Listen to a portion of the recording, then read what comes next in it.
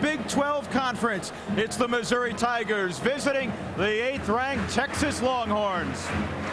And good evening, everybody. Along with 10-year NFL vet Dave Lapham, I'm Drew Goodman. Everybody excited from Austin to Columbia, north to Lincoln about the Big 12, arguably the best conference in college football.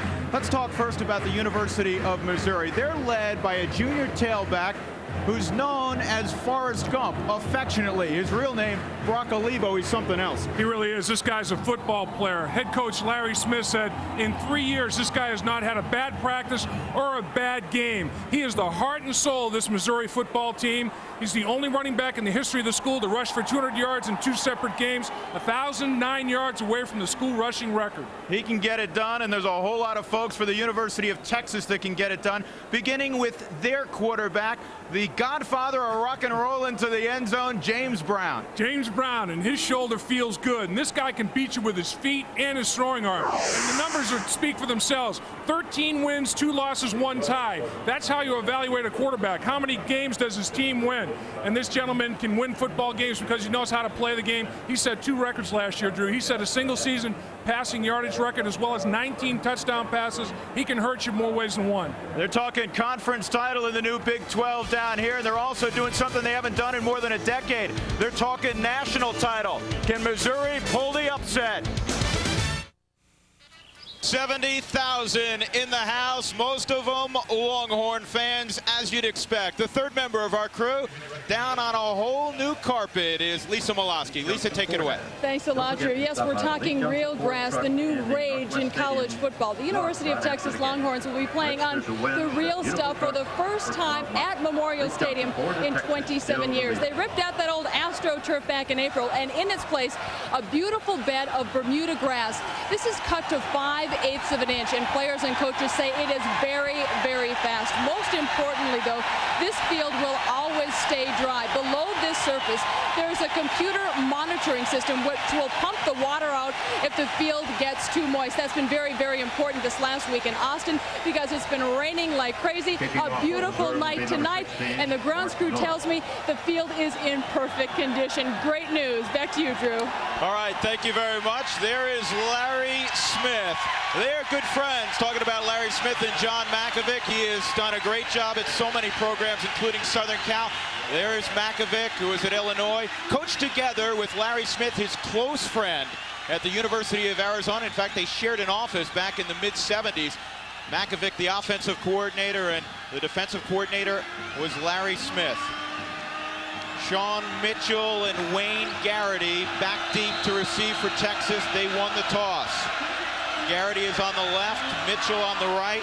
Mark Norris into the football. We're underway. This will be McGarrity. And he won't get to the 20. He's done at the 19-yard line. That is where Texas will set up shop. There he is, the godfather of rocking and rolling to the end zone, James Brown. And he is just flat out a winner. When you ask coaches about him, they say, well, he throws the football well, he's dangerous when he runs, but the bottom line is Texas is 13-2-1 when James Brown is the starting quarterback. And Drew, I think Missouri's defensive coaches are very, very concerned if James Brown starts running the football, a double threat. I formation, Williams is the fullback, Sean Mitchell the tailback. And it goes to Mitchell, ball's loose, and Mitchell falls on it. Someone dove over the top. Daryl Chapman, the inside linebacker. Let's check the skill guys for the Longhorns. Sean Mitchell and Ricky Williams, perhaps the best tandem in the nation. They were over 2,000 yards collectively last year. You have to go back to '77 when Earl Campbell was a tailback to see that kind of production. Up front, Dan Neal, maybe the best right guard in America. He is an All-American. Second down and 15 for the Horns. Brown with time. Brown incomplete. He was looking at Adams, and it was broken up by Shad Chris. That is a matchup we will talk all about this evening. Defensively for the Missouri Tigers, Larry Smith preaches defense, and they have become very good defensively. They're young up front right now with 3 new starters defensively, and we'll check those for you in a moment. They have good linebackers and an outstanding secondary. 3rd down and 15 for the Longhorns. They need the 29. And it's broken up again. It'll be 4th down. Shad Chris in the neighborhood. John Makovich's team goes 3 and out on their first possession of 1996. I'll tell you, Missouri's defensive coaches couldn't be happier. They got them off schedule on 1st down with a blitz to stop the running game. Chatham comes in and blitzes from his linebacker position. Chapman does to knock them off schedule. 2 incompletions on 2nd and 3rd down. It's a defensive coordinator's joy. 1, 2, 3 and out. And Missouri should get good field position. Ricky Ross back deep. Mark Schultes, the junior from Sherman, Texas, will punt it. And he hits an outstanding punt. Ross from the 37, knocked down immediately. Coming down on special teams, Mike Scarborough. A backup wideout, a punt of 50, no return. There's Corby Jones, the sophomore quarterback for the University of Missouri. His dad is Marcus, and he is a guy that played football at the University of Missouri and is now the running back coach there. Excuse me, Curtis. The trouble with Corby Jones a year ago and half a season is he had trouble completing passes. Yeah, you look at that ratio, 0 touchdowns, 4 interceptions. That's not a good quarterback rating. They go immediately to Olivo, and he picks his spot and works out for 6 or 7. Solid gain on 1st down for Missouri. Here are their skill guys. Olivo is just terrific. Shade under 1,000 yards last year. He's a junior. James is an enormous fullback. Russ Appel and Mike Morris, very experienced up front. Beeble, Reedy, and Niemeyer are relatively new. Appel's got the big matchup tonight, working against the great nose guard for the Longhorns, Akins. 2nd down and short for Missouri. Play action pass. Jones will keep it. Jones will have a 1st down and more. Flip side of the 50. Knocked out of bounds inside the 35 of Texas. Westbrook bounced him out, but Missouri is threatening. I'll tell you why they gave Corby Jones a run-pass option. And this is a guy that can beat you with his feet and his arm, too. He's looking to throw the football. Nobody containing the outside. Everybody got washed inside. Corby Jones decides to just tuck it and run. And boy, did he for big, big yards. Larry Smith has to love that 24-yard scamper. It's 1st and 10 at the 32 of Texas for Missouri, just underway from Austin. Olivo goes into the deep eye. Lingerfelt, the tight end, swapped to the wide side. Here's the option. And Jones has some room, though it shuts down the hurry. Ball on the carpet. Texas claims they have it. Tug of war right now. The strongest wrists and hands win. A lot of times you start out with the football in the bottom of the pile and somebody else ends up with it. Tug of war. Who's got the strength in the forearms, wrists, and hands? Well, Corby Jones is 6'1", 216 pounds. He's stocky as a quarterback, and I guess he has strong wrists. I'll tell you what, sometimes the adrenaline starts pumping because you don't want to let go of that football unnecessarily. And Corby Jones gets sandwiched. I mean, he was the meat of the sandwich right there between a couple of Texas defenders. Carter at the strong safety position and a linebacker. Hickerson in between, knocked the ball loose. 2nd down and 6 for Missouri. This is the fullback in a big opening for James. He goes 6'3" and 255. And the next fullback, Ernest Blackwell, 6'3", 250. Here's the defensive front for the University of Texas. It's an odd front. Chris Akins, maybe the strongest man in college football. He benches 551. That's incredible. He moves small neighborhoods, evidently. I'll tell you what, he's a shot put with legs. He's 6 feet tall, approaching 300 pounds. You can't get under his pads. He's a real problem. Tyson King, the leading tackler the last couple of years, and Bryant Westbrook, the best hitter on the team as a corner. Olivo, again, a little bit of room. Bounces wide, gets to the 15-yard line. 4 or 5 on 1st down. Matt Jones, the outside inside backer dropped him there. But Missouri, most impressive here in the opening moments of this one. Well, one thing that the Texas defensive coaches were concerned about was Missouri running the option effectively. They've done that, and also controlling the clock by running the football, controlling the tempo of the game. They've done that. Texas coach is concerned our defense has got to get off the football field. So far, Missouri's offense will not let them.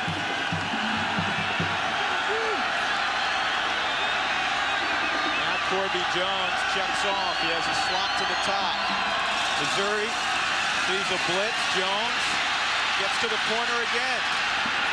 Waits for it at about the 12-yard line. Bryant Westbrook, who always brings a little bit extra.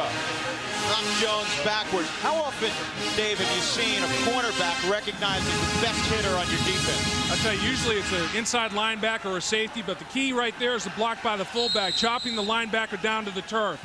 Excellent block up front by the big horses at the fullback position. They got a couple of them. Nice pop at the sideline, too. Corby Jones, you got to check your fillings right now. Make sure they're all in because he got one labeled right under the face mask. Big third down here. They need to get it to the 9. Third and a long 3. Pressure coming. Jones has it knocked down. It'll be 4th down. He had pressure from Tyson King right up the middle. So Texas blitzes the young quarterback, and Jones will hobble off. Well, one thing you have to do if you're an offensive lineman from Missouri is block from the inside out. And this was no secret, no mystery right here. Tyson King just comes right up the middle clean, and he labels Corby Jones. Corby Jones took some serious hits on that drive. He's got to be a tough quarterback physically, which he is. This will be a 30-yard attempt from the far hash mark. Last year, Mark Norris was 7 of 7 inside 40.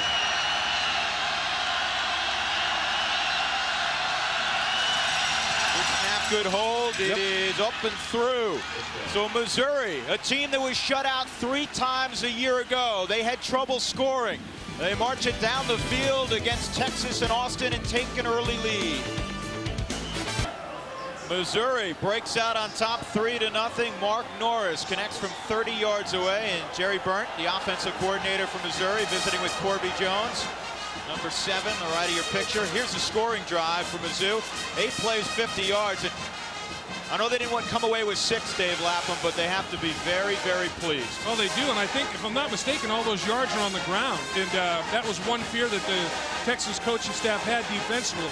You know, last year, their defense gave up 100 yards rushing to 9 different running backs. They were 55th in the country overall in yards allowed against the running game. So Missouri controlled the tempo just like they wanted to on the ground. Norris into the football again. This is in the direction of McGarity from the goal line. And McGarity again struggling to get to the 20-yard line. I think he arrived there with that second effort. That's where Texas will set up shop. You know, the team must, Dave. I'll tell you about the team must, or you're going to tell us about it. Brought to you by Southwest Airlines with low fares on every flight, every seat, every day. First off for the University of Texas. Dave, what do you have? Well, they wanted to get off to a good start, which they didn't do. Missouri scored first in the football game. Texas wanted to get that done to get the crowd into the game, eliminate the option in the running game. They didn't get that done, and they didn't avoid the big play as Corby Jones got around the corner. So far, Missouri is doing everything Texas didn't want them to. Williams and Mitchell split. Brown, the quarterback, looks to Adams, plenty of room. He'll have the first down and dances out of bounds. Mike Adams now just 4 receptions shy of Eric Metcalf's Texas record for receptions. The senior from Arlington. James Brown separating from the line of scrimmage. You know, one thing he said he was rusty about was taking his 5-step drop. Threw the ball very effectively that time. No sign of the loose ligament problem that he suffered toward the end of last season down the stretch. He threw that football with decent velocity to the sideline. Doesn't have the strongest arm in the world, but anticipates better than any quarterback they've ever had here. Matt Davis comes in. Single setback is Ricky Williams from the 33. Brown wants to run the football. He's got room. Ooh. He'll get about 10, and now Brown gets after a defender who drops him. Emotions of an opener. Clayton Baker, the corner, brought him down, and then there was some of that extracurricular stuff. This is just a naked bootleg. All the action goes in one direction. James Brown reverses out, takes it the other way. As you can see, everybody, all the play action goes in one direction. James Brown comes out naked. Finally, it's recognized down the football field by the cornerback. Baker makes the hit on Brown. Brown better get down sooner than that. He doesn't want to take those vicious hits to the upper body with a shoulder pad. Staggered eye, toss sweep, Williams. He can cut back. Excuse me, Sean Mitchell. And Mitchell will get 5. Daryl Chapman and DeMonte Cross combined to bring him down. Last year, Sean Mitchell, 1,099 yards rushing as a junior. He's from LBJ High School here in Austin, though he went to Blinn Junior College his first couple of years. Ricky Williams last year had 990 yards. Look at those yards per carry, Drew. That's what's amazing. Mitchell, 6.2, Williams, 6. That's domination at the line of scrimmage when you average 6 yards a carry. Just shy in midfield of the Longhorns. They'll sweep to Williams. He'll have a first down and more. He can go. Williams inside the 30. First down, Longhorns.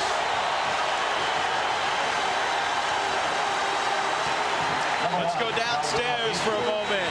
Lisa Molosky. Lisa. Well, Ben Adams makes the key block right here, number 79, as he pulls around, and he gets the lead block on the perimeter, and he springs Williams. Excellent pull by the left guard, showing good ability to redirect himself in the open field. Well, I promise you we'll get it to Lisa in a moment. Split to the top. Texas on the move, trailing 3-0. Brown, pump and go, looking end zone. And Adams got tied up with Shad Chris, and a flag came in. Well, what happened there, Drew, is Shad Chris never got his head turned around to find the football. All he did was face guard Michael Adams. If Shad Chris turned around like he was trying to make a play on the ball instead of just making a play on Adams, I'm not sure the flag would have been thrown. They have an interesting philosophy, Dave, Missouri defensively. They have so much confidence in number 5, Shad Chris, and his counterpart on the other side, Clayton Baker. They'll play man-to-man most of the night against a very dangerous wide receiver group for Texas. As you can see, never gets his head turned around, and as Michael Adams tries to make a play on the football, the interference occurs because if Shad Chris had just tried to turn around and locate the ball, he would not have been called. He had no idea where the ball was, just playing the receiver. Somebody's got to let him know the ball's in the air so he can redirect his head to try to find it and make a play on it. 15-yard penalty in college football, so it moves it inside the 15-yard line. You know, you're right, though, Drew. They put a lot of pressure on their cornerbacks because they're safeties. In particular, DeMonte Cross is like an extra linebacker. They vacate the middle of the field, and those opponents have to play tough man coverage. Kind of a cross buck to Williams. He's got room to the 5-yard line. Very close to another Texas first down.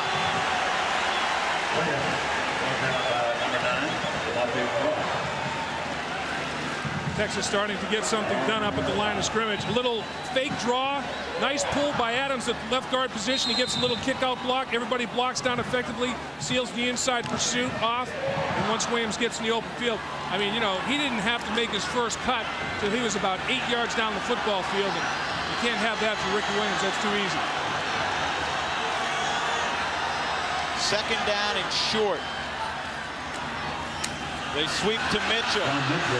He'll have the first down, and he's dropped at the 3-yard line. But first and goal for the Longhorns. Shad Chris made the tackle.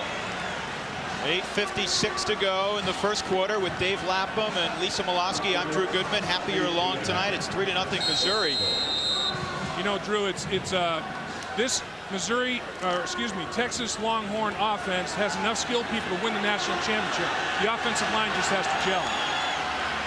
James Brown throwing toward the end zone. That was easy. Derek Scott, the sophomore tight end. Touchdown, Texas.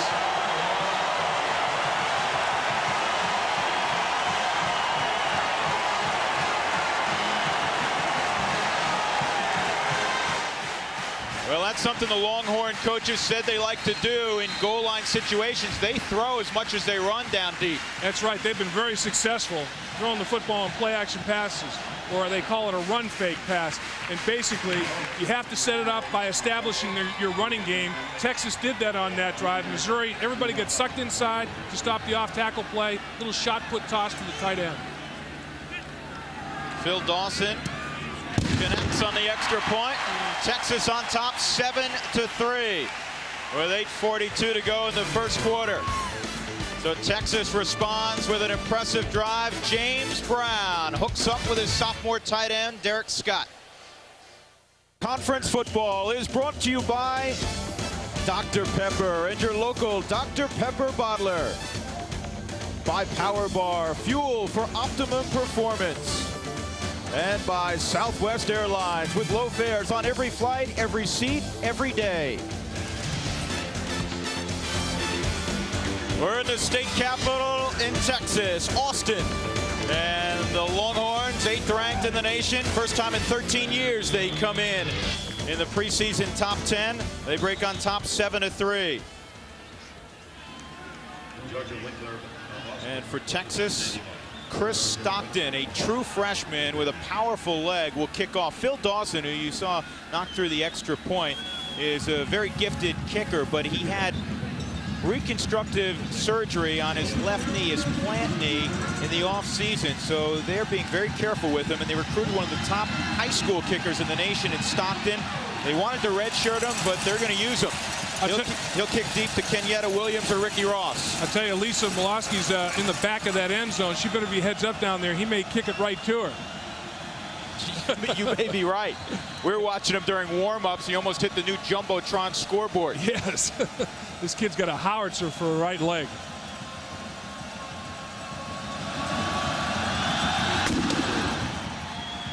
Well, this one might be returnable. Kenyatta Williams at the 3. And he is bowled over right about the 20-yard line. And we go downstairs, as we promised, to Lisa Molosky. Lisa? Yeah, I thought maybe if I caught that ball that I could take it up the field, but I'm not properly dressed for that. Gene Delquist, the Texas Longhorns offensive coordinator, told us that when the Texas Longhorns offense is in sync, they move the ball around. That was certainly evident on that last Texas Longhorn drive. They moved the ball around, they ran, they threw the ball, and they've taken the lead 7-3. All right, Lisa, thank you very much. There's the scoring drive, 79 yards, 7 plays, and Brown flipped it into the end zone to Scott. Here's the option look, Brock Olivo, a little bit of a load option, and he gets about 5 yards. They blocked the corner there, Dave, with the fullback. Nice block on the option. Lead block by the fullback was exceptional. This is the man right here. He's Brock Olivo's best friend. Watch him as he takes off down the line of scrimmage. This man bench presses 400,000 pounds and squats about 1 million, and he just takes the linebacker out, just cuts him down. Excellent cut by Olivo, who's got great field vision. It takes 3 or 4 Texas Longhorns to bring him down. Nice execution on the lead block by the fullback. With James and Blackwell at fullback, you really have 2 extra offensive guards. They're 255 apiece. Honorary hogs, no doubt about it. Yep. And Jones decides that he will let James carry it a little bit. That's part of the game plan. They want those big fellas happy, so they give him the football a little bit more this year. Drew, you're right. A little reward, you know. Throw the guy a bone. He throws a good block. Let him carry the football. Give him a piece of candy. Gray Mosier made the tackle. Sets up a 3rd down and about 2. And this is a down and distance that favors Missouri offensively. 3rd and 2, your entire game plan is open to you. You can run the football, run the option on the perimeter. You can throw the football off a play action pass. When you gain positive yards on 1st down, it's essential in a drive. And Corby Jones looked confused. Brock Olivo was standing up in the backfield. And you will see this frequently, not only with young quarterbacks, but also in openers. So they burn a timeout. With 7:08 to go in the first quarter, we'll step aside. We're in Austin, 7-3, Texas over Missouri. Of Texas at Austin, a place that towers in the memory, transforming lives from the very beginning. Classic, timeless, always excellent, always competitive. The University of Texas at Austin, top-ranked degree programs, cutting-edge technology, a community of scholars, working to stay a dream ahead, towering in strength and pride, the University of Texas at Austin. 7-3. Team Must brought to you by Southwest Airlines with low fares on every flight, every seat, every day. And for Missouri, Dave, what do you have? Well, they got a tackle. Texas has enormous team speed at the skill positions, and it can kill if they miss tackles. Very special teams. Missouri has done a good job covering kicks, lengthening the field for the Longhorns. They blocked 10 kicks in Larry Smith's tenure here and play 4 full quarters. If they make a mistake, don't worry about it. Go out and continue to saw wood. Play hard. 3rd down and 2. They run option. Olivo. Nowhere to go. He puts his head down. He will not get to the sticks. Taji Allen and the strong safety Trey Thomas got up in the backfield. And Missouri will have to punt. Well, that's a great defensive play by the Texas entire defensive unit. I mean, they were thinking option from the word go. The inside-out pursuit was enormous. The run support by the safety Thomas was great. And check this out, Drew. This is not good. This is Sean Mitchell, the 1,000-yard runner for the University of Texas. And he looks like he's done for the evening. We'll get an update momentarily, we hope. Sebo gets it away. Mike Adams is back deep, and he's going to stay away from the punt. Oh, you got running into the punter. You got a roughing penalty. Even if it's running into the punter, it's a 1st down. If it's roughing the kicker, it's a personal foul, 15. If it's running into him, it's 5. But either way, Missouri's going to retain possession of this football. And this is very special teams like we were talking about. A mistake that Texas makes on special teams. Running into the kicker, 5-yard penalty. It was 4th and 2. Missouri retains possession. Texas trying to come off the perimeter strong. A barefooted punter, barefooted left-footed punter. And nobody blocked him into the punter as he tried to take his aiming point, just miscalculated slightly and runs into the punter. It's a 5-yard penalty. As you can see, runs into the plant foot. That's how you can blow a knee out. You have to make that call. And there's no doubt that Hector committed the foul, and it's a 1st down for Missouri Tigers, so special teams have an impact once again. That roughing the kicker. The only question was whether Curtis Jackson had gotten a piece of the football. All bets are off if he got a piece of the football, but he did not. Right. So Missouri holds on to it. That's a big break for the Tigers. I'll tell you, when the weather gets a little chilly over there in Missouri, that bare foot, shoo, Mr. Sebo, that's going to be a tough deal. They'll probably put a sock and shoe on then. Yeah, probably. I never have understood barefoot kickers. Corby Jones wants to throw it. Pressure from the backside.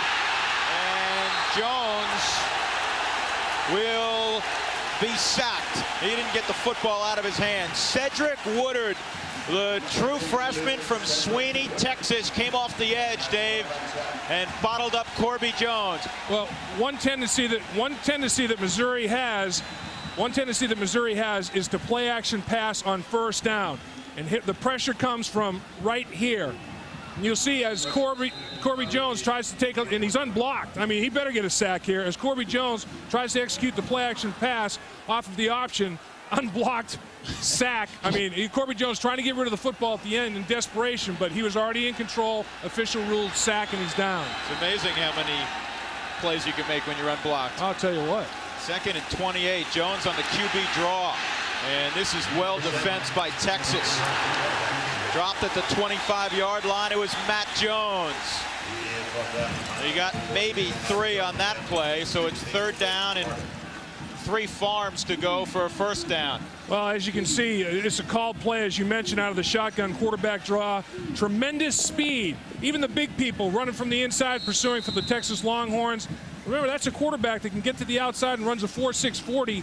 Excellent job by the University of Texas. Jones showing good speed himself at the linebacker position. Now, Dave, with a guy who does not throw the ball that effectively, you need 20 yards basically for a 1st down. Do you throw it or you go conservative? I think you run screen or draw right here, but you know they're spreading the field with 3 wide receivers. So quick snap count, and he's going deep. Jenkins is out there, and recovering on the play was Taji Allen. He was beaten initially. The ball hung up in the air too long. Rosetnew Jenkins had a couple of steps on Taji Allen.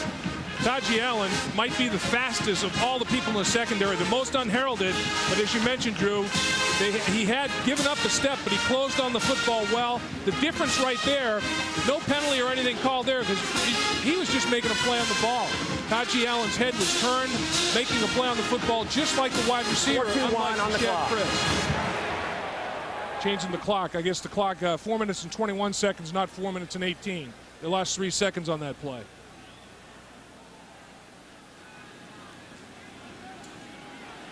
Taji Allen, who is a member of a secondary collectively between Chris Carter, Trey Thomas, Allen, and Bryant Westbrook. They've started 93 football games together. And they are among the best of secondaries in the country. 3rd down and 24. Here's the option. Olivo. We're running out to the 26-yard line, and Missouri will punt it. There's Westbrook coming up on run support. There's a guy that plays corner that would prefer to play linebacker. That's true, and he can really stick some people. I guess the clock, because the clock had to be reset, they replayed 3rd down. They replayed 3rd down. Replayed 3rd down. They get an opportunity to replay it. And Missouri has seen 5 downs before. Yeah, exactly. And in that time, Coach Allen Smith decides, I'll run the option. Sebo gets it away, and Mike Adams, ever dangerous at the 36, can return this one. One of the better return men in the country. Wiggles for about 8 to the 46-yard line. And let's get an injury update from Lisa Molosky. Lisa. Thanks, Drew. The Texas Longhorns will be without Sean Mitchell on this offensive drive. They took the running back into the training room. Right now, he has a bruised left hip. They're not sure exactly what the specific injury is, but right now he is unavailable. Drew, Dave? You know, all right, thanks, Lisa. And this was him leaving. And when you have a bruised hip, you don't ordinarily take your shoulder pads off. That's not a good sign if you're a Texas fan. Well, to me, it's a hip pointer, and you get hit. You get on the return, 10-yard play. Texas, first down. Texas is going to lose 10 yards of field position because of a holding penalty on the punt return. But Sean Mitchell got hit on the hip bone, a little thing that sticks out on the side of your body. And when you get hit on that thing, those hip pointers are painful. You can't sneeze, cough, move, all depending on the severity of the hip pointer. We'll have to track it.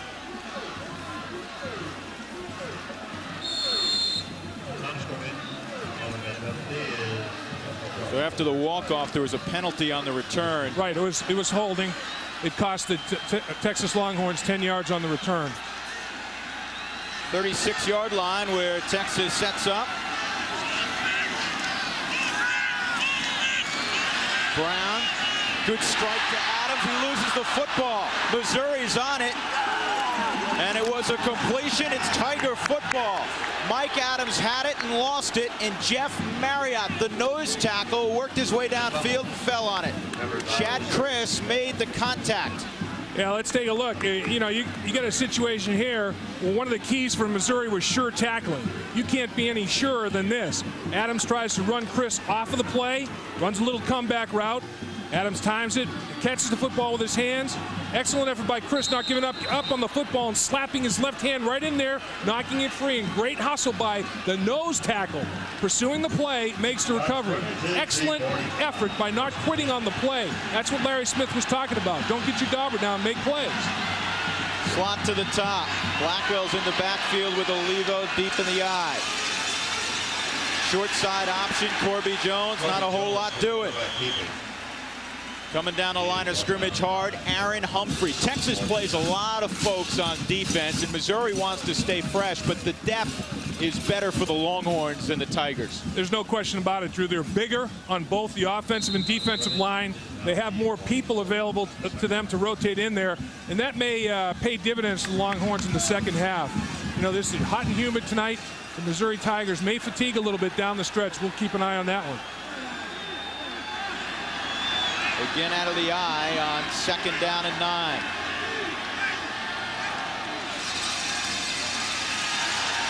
Jones throwing, has a man. 1st down yardage to Jay Murchison, the junior from Richmond, Virginia. So Corby Jones with his first completion.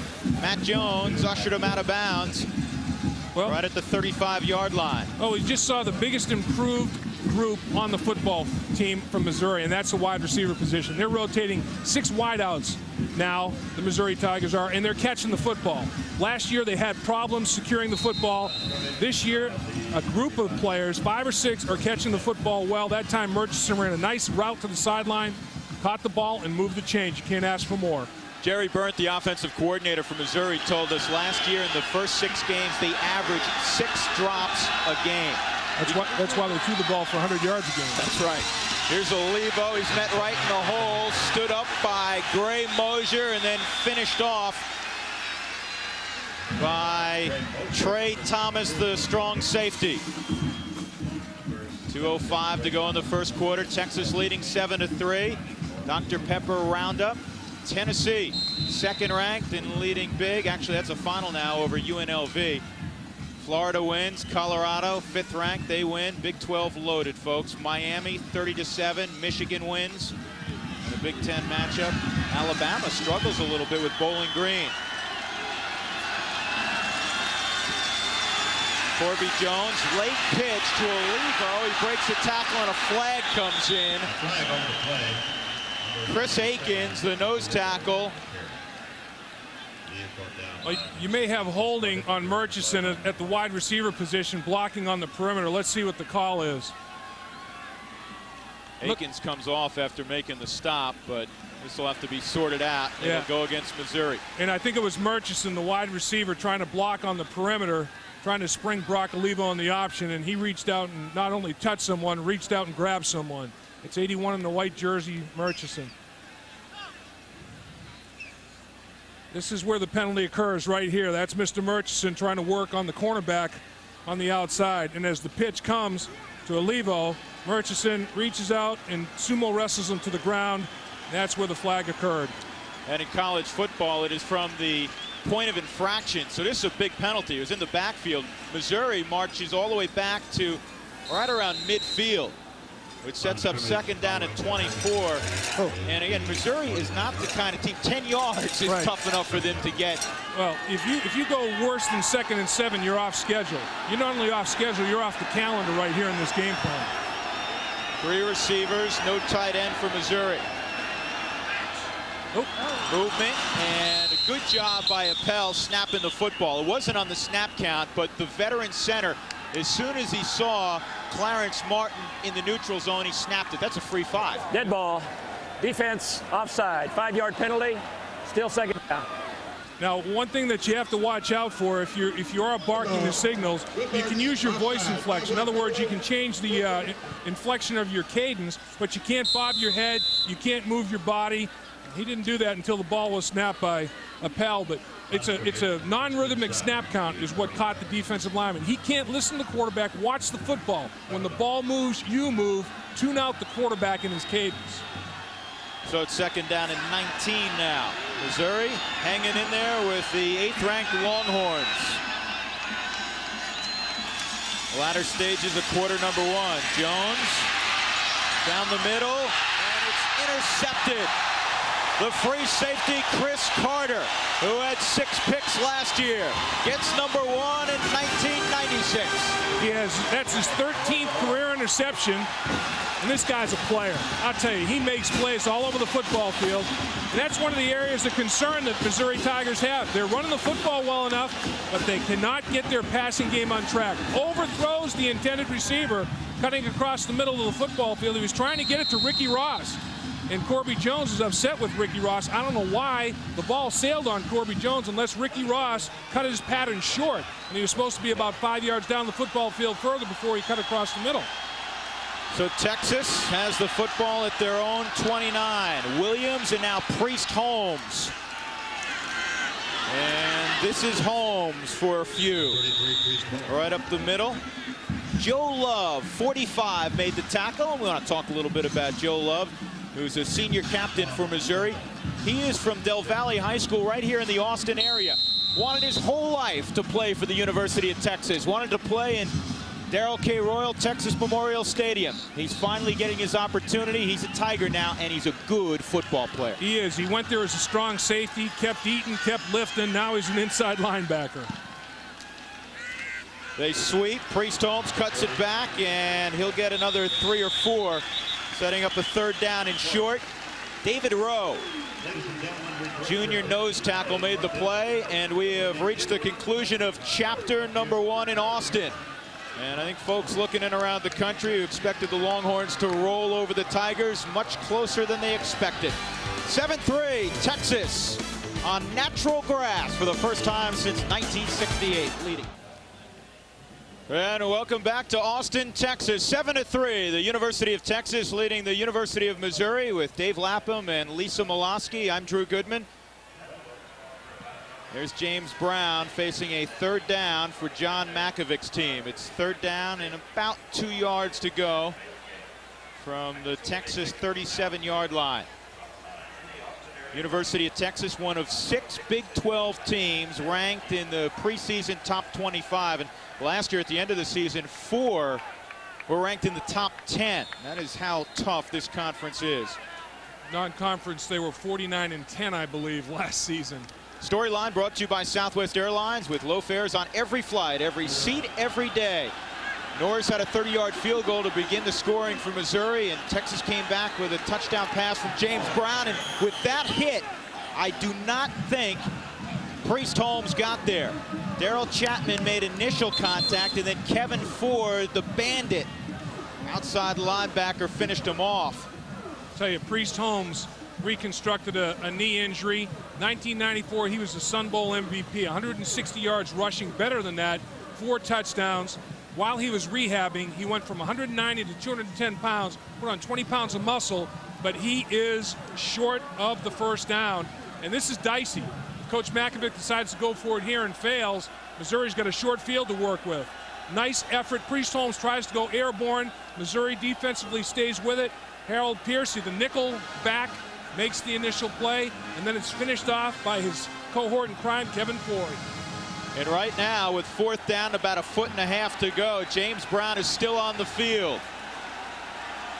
And, well, football fans everywhere are fickle. They love when you go for it. They hate when you don't make it. But this should be noted. Texas, through last year, has made 7 consecutive 4th downs. And you have to have a lot of confidence in your defense to even think about going for it. Your own 38.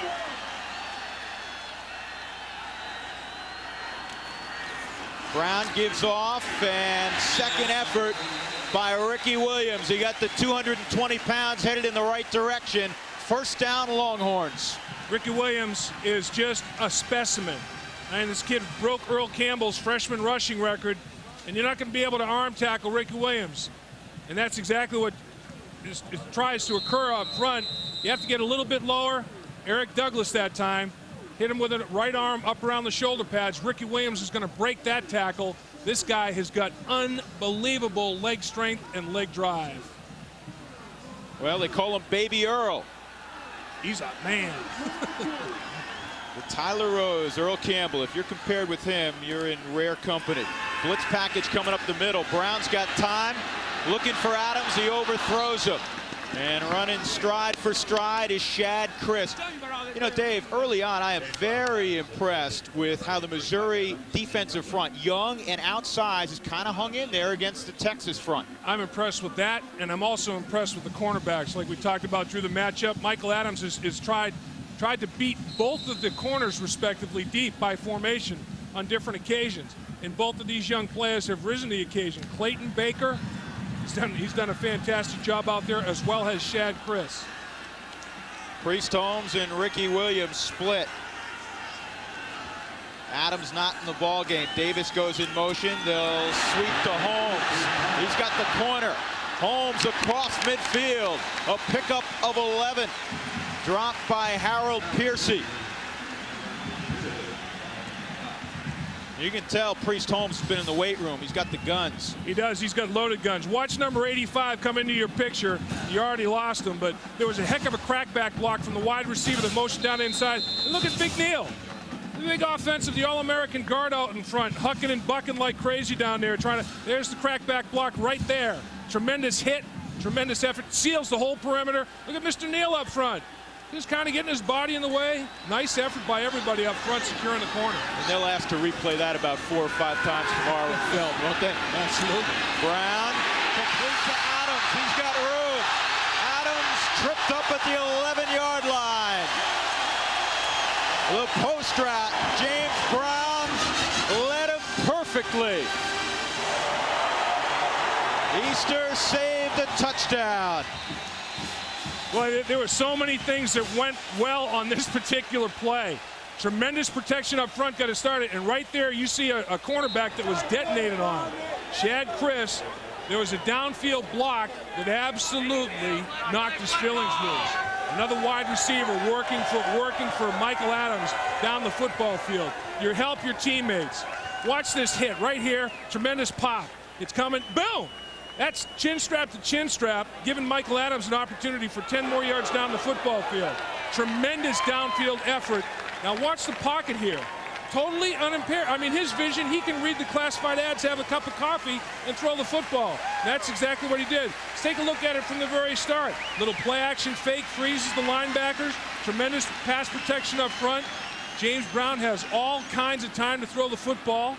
And now, no safeties in the middle of the field. All the pressure on the cornerbacks. Adams gets inside of his corner.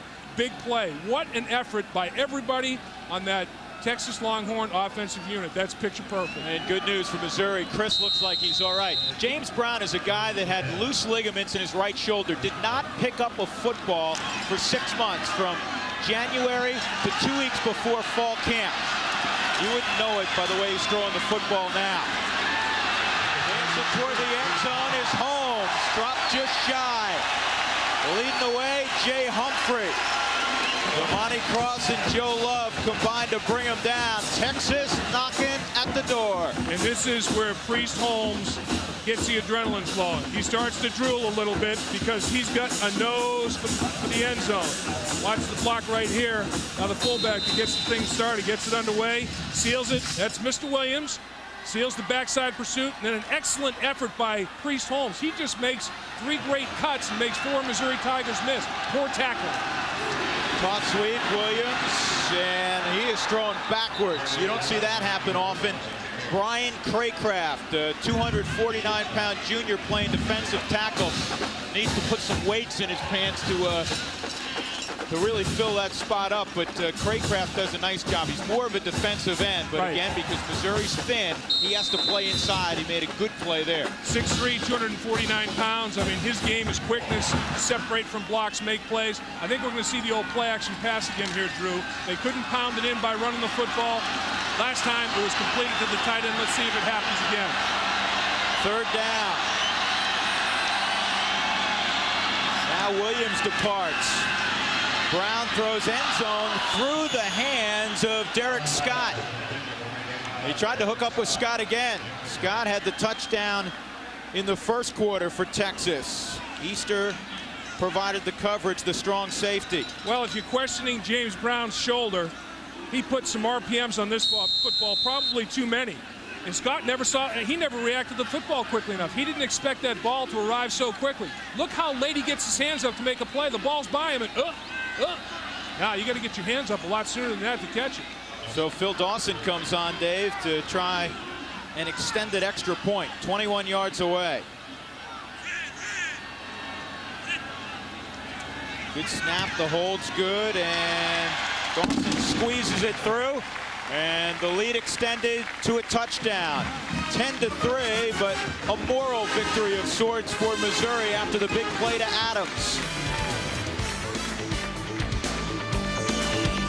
John Mackovic and Larry Smith have been close friends for more than a quarter century. We asked Mackovic about his friend. I love coaching against Larry because I know, one, his team will be well prepared, they'll play within the rules, and they'll be good sportsmen. And to me, in college athletics, those are some of the things we ought to be getting out of the game. Everyone talks about winning and losing, but when you play against competitors and you know the game will be played that way, you enjoy it. We've only coached against each other in one game. It was a great game, went right down to the very end. Fortunately, we won that one, and he probably would like to repay us, but we'll try to stop that. That was a pretty good football game when they coached against one another. Illinois 14-13 over SC. Yep, back in '89. darn good football game, and Coach Smith would like to reverse the favor and upset the top 10 ranked Texas Longhorns. 10-3 Texas. Chris Stockton into the football. It's Ricky Ross, and he's got some room to the 30-yard line. So Missouri, pretty decent field position. If you're just joining us, they moved it right down the field after stopping Texas 3 and out. Got a short field goal, a 30-yard job from Mark Norris. And then Texas came back with a touchdown and then a field goal just moments ago. Scorney is in the game at quarterback now, Drew. You know, they mentioned he was going to come in and take a series in the second quarter, and if Missouri gets an opportunity for a 2-minute drive here before the half, Scorney will be the man that will do that. He is the pure drop-back passer. He loses the football, and Texas has it. Well, that's not unusual either. Center and quarterback used to one pair of hands. You get a new pair of hands in the heat of battle. Yep. It's too bad, you know, that it backfired, and that's one thing that Missouri was so efficient in last year, not turning the football over. I don't know if the snap was short or if the quarterback Scorney pulled out too soon, but it doesn't matter. Texas has got the football. And that's one area, once again, Missouri was in the top 10. They finished 9th in the country in turnover ratio. They were plus 11 on the season. There were only 2 teams in the top 10 that had a losing record. It's a combination. Scorney pulling out Appel, trying to get to make his block before he snapped the football efficiently enough. Dusty Renfro made the recovery, and now a backup quarterback for Texas. This is Richard Walton. And Walton takes a shot going out of bounds, and there comes the flag. Yep. Terrence Binion arrived late. Yeah, he was well out of bounds. As you can see right there, there's a 5-yard white area. He's out of bounds after this step. He's one. That's close though. He's 1 step out of bounds. That's tough when you come in 100,000 miles an hour like Binion was. Personal foul on the defense. You know, looked first like down. You can't stop immediately, and it didn't put that big of a hit on it. I can see why the Missouri Tiger coaching staff is a little frustrated on that one. It wasn't like he was 3 yards out of bounds and it was flagrant, but you just have to be very aware of where you are on the football field. That's a costly penalty. Now Missouri self-destructed. Bad center quarterback exchange and then a personal foul immediately. You know, the Texas Longhorns have a tremendous opportunity here. They have the ball at the 18-yard line, leading 10-3. Walton gives off to Holmes. Not a whole lot of room. You know, to pick up that thought, Dave, Larry Smith was telling us yesterday evening that for Missouri to compete, to pull the upset, they had to score in all phases, not just on offense. Right. Maybe make a couple of plays in special teams and set up a score, maybe return a pick for a touchdown. They can't have Texas taking the football away from them because Texas has more talent at this stage of things, though Missouri a far better team in 1996 than they've been in a few years. Yeah, if you give Texas a short field, you're asking for trouble. This is a great offensive football team. Walton, 5-step drop. Looks toward the end zone, has a man. Catch was made out of bounds by Curtis Jackson. Nifty grab, but it won't count. Now here's a guy that initially came to Texas as a running back. He was a good running back. Rushed for 500 yards, caught passes, 500 yards. He's the other receiver. He missed all of last year with a knee injury. While he was rehabbing, he studied defenses, worked on his route running, became a better receiver because with all the attention Michael Adams gets, Curtis Jackson could come up large. He's going to get a lot of man coverage and get plenty of opportunity to perform. Walton continues at quarterback. We'll find out if there's anything wrong with James Brown. It's 3rd down and 9. Inside give, and Williams goes nowhere. Someone penetrated. Number 93, Jeff Marriott, defeated Ryan Feebiger, the center, and slanted right to the football. And Jeff Marriott, the last game that he started was back in high school, Chillicothe, Missouri. I mean, this guy's a redshirt freshman, and due to the suspension of Donnell Jones for a shoplifting accusation, Marriott gets to start at the nose tackle position, and he's doing pretty well. What the defensive coaches are doing, though, is moving the line, slanting them. They're doing a good job of raising Kane up front for Texas.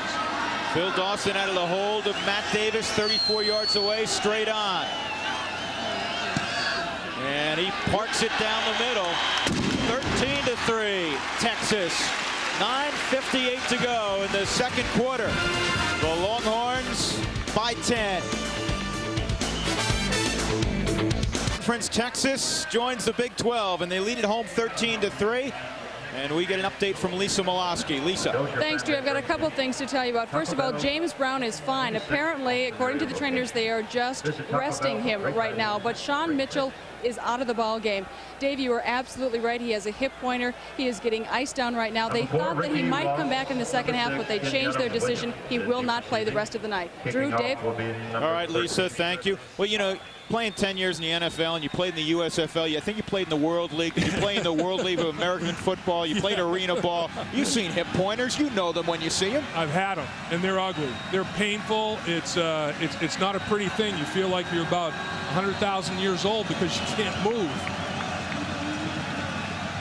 And sometimes those injuries linger. Yep. This thing is through the end zone, well, almost. Kenyatta Williams, 9 3/4 yards deep in the end zone, puts the knee down. So Missouri will have it at the 20-yard line, and Kent Scornia, I guarantee you, took a few snaps on the sideline after the fumbled exchange. There's a turnover situation. You know, it's double blame there. Scornia should have ridden the center further, and the center was reaching to his left side. So when you do that, you have to make sure you secure the ball before you take your step, because it shrinks the area for the exchange on the snap. So both parties a little guilty there. And the tailback is now Devin West, not Forrest Gump. And they go inside to Blackwell, and he'll have a first down to the 36. Ernest Blackwell, at 250-plus pounds, the backup fullback to James, they actually split time. He is the fastest of all the running backs. He runs 4.47 in the 40, and you saw his acceleration there. And a nice job up front. Nothing fancy. Just come off the football and knock people around. And they do it pretty darn well. Just a little area block. The guard did pull and lead block, though. Nice little kick-out block on the G block. Sent the fullback up the middle like a runaway buffalo. Double tight end for Missouri after the 16-yard gain. Blackwell gets it back. Same play, and he gets 8.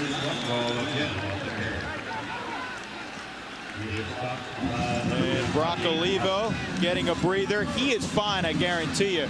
They just want to keep people fresh in the heat of Central Texas still in August. Well, here's the big matchup. Appel on Akins. They double team him. Center and left guard double team Akins, secure him, rub off to the backside. And the safety, corner Allen has to make a play on him. Scornia to throw. And he has his tight end, Lingerfeld. Bill Lingerfeld caught 13 passes last year, and as poorly as Missouri threw it, that was near the top of the charts. I'll tell you what, Drew, the one thing, though, any coach will tell you, if you can get attacked up the middle by the fullback for serious yards like Missouri's done a couple of times in this drive, the shortest distance between 2 points is a straight line. If you hammer the fullback up in there, all of a sudden the option becomes easier to execute. Slot to the top. This is West. And West slides his shoulders through the hole and got a nice gain on first down. Dropped by Aaron Humphrey, the outside backer, who then helped him up.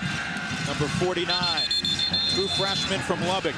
So many true freshmen, redshirt freshmen on the field, and that is a continuing trend now in college football. And John Makovic, who coached for 4 years with the Kansas City Chiefs, says this is a trend that is here to stay. And we have a man down on the field. It's Mike Morris, the junior left guard. He started 17 in a row. But Dave, to pick up that thought, because of the scholarship limits going from 95 to 85 a few years back, more freshmen have to play. And Makovic says it's just like first-round picks in the NFL. They have to play initially, and we have to get freshmen ready to go. Yeah, in the NFL, it's economics. First-round picks make so much money, and there's salary cap concerns. You have to play them. In the college football, you only have 85 scholarships. If they're good able-bodied people, you got to play them. The big fellow working his way off the football field, negotiating the turf pretty much on his own. And they're running a 3-guard rotation here. And this is what it's like in the trenches. I mean, there's spikes, bodies everywhere, and about 3 people fall on top of him, kind of turn that ankle underneath. I think the Big Brahma Bull will be back for a little bit more activity, though. There's no doubt about it. He looks okay. Second down and 6. And Scornia, with a shoe flying off, got the football to West, and Chris Carter made the tackle, but another first down for Missouri. I'll tell you what, the big matchup was Akins. Akins was the concern of Missouri up front. Akins right here is the nose guard. He's going to get doubled, and then they're going to rub off to the linebacker levels. But if they feel they can control Akins, and then an excellent rub off to the linebacker, just sprung it clean, I think this is a huge surprise to the Texas defensive staff that Akins is being blocked that well. That was a pretty good fake. I thought he threw it initially to West. Scornia, short drop, and over the head. And now a flag comes in. Eddie Brooks was matched up with Westbrook. Westbrook had him like a glove, and then the flag came in. Well, Westbrook has only been beaten for 2 touchdowns in 30 games at Texas. He's only got 7 interceptions, but he's the guy that is the teeth rattler when he hits people. I mean, they're going to call him for holding. He got a little bit tangling up the arms and everything, rerouting him well down the football field, impeding his ability to run his pass pattern. But holding, defense, 10-yard penalty, first down. John Laurie, our official. And right here is where Westbrook and the wideout are tangling up. The activity, the penalty had to occur a little bit further up the football field. Both players have a right to position on the football field. I don't know. I didn't see Westbrook do all that much, but 93 starts out of that secondary, Drew. That's an amazing group. Best in the country. And they are very confident. Here's Blackwell. Again, a lot of room. Blackwell wide. He could score. He got in. Ernest Blackwell makes a library at a Texas Memorial Stadium. Touchdown, Tigers. And running the football. Just running the football down Texas's throat. And this was a concern of the Texas coaching staff, was controlling the line of scrimmage, not being able to get the defense off the field. Doubling Akins, center back guard. Appel comes off of the nose guard and gets the block at the linebacker level. Watch the center and right guard work. Right guard goes to take Akins, his legs out from under him, chops him down. The center's at the linebacker. No inside-out pursuit. Touchdown. Good effort in the middle. Scornia holds. Mark Norris booms it through, and Missouri now down by just a field goal, 13-10, with 7:38 to play in the first half. Big 12 conference football is brought to you by Southwest Airlines, with low fares on every flight, every seat, every day. 13-10 after the 21-yard run from Ernest Blackwell for the Tigers. Texas clinging to a 3-point lead, and downstairs we go to Lisa Molosky. Lisa. Thanks, Drew. You know, Gary Darnell, the Texas Longhorns defensive coordinator, told us the most miserable game of the year is the first game because the defense doesn't know what the other team's offense is going to do. Tigers fooled the Longhorns in that last drive. Drew, Dave? Yeah, they really did, and they fooled them by earning it the old-fashioned way. They just hammered the football right up the gut. And you know, usually a good defense is solid up the middle, just like in baseball. Shortstop, center field. You know, you got Akins and Carter, and that time Akins handled pretty well by the interior of the Missouri offensive line. 2 new returners, Brian White, Curtis Jackson, number 39. This is Jackson, 1 yard deep. Missouri, good job covering the kick. They bring Jackson down right outside the 20-yard line. Let's pick up that run by Blackwell. Well, the double team on Akins in the middle. Appel does a nice job. Look at the guard crab blocking to get at Akins' knees and just clips him, takes him to the turf, which is a legal play.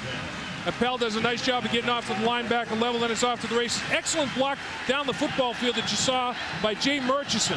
The wide receivers are blocking the secondary down the field very, very well. Murchison get called for holding to nullify one option run by Olivo. That time, he stayed with it and sprung it for a touchdown. James Brown back at quarterback. for Texas.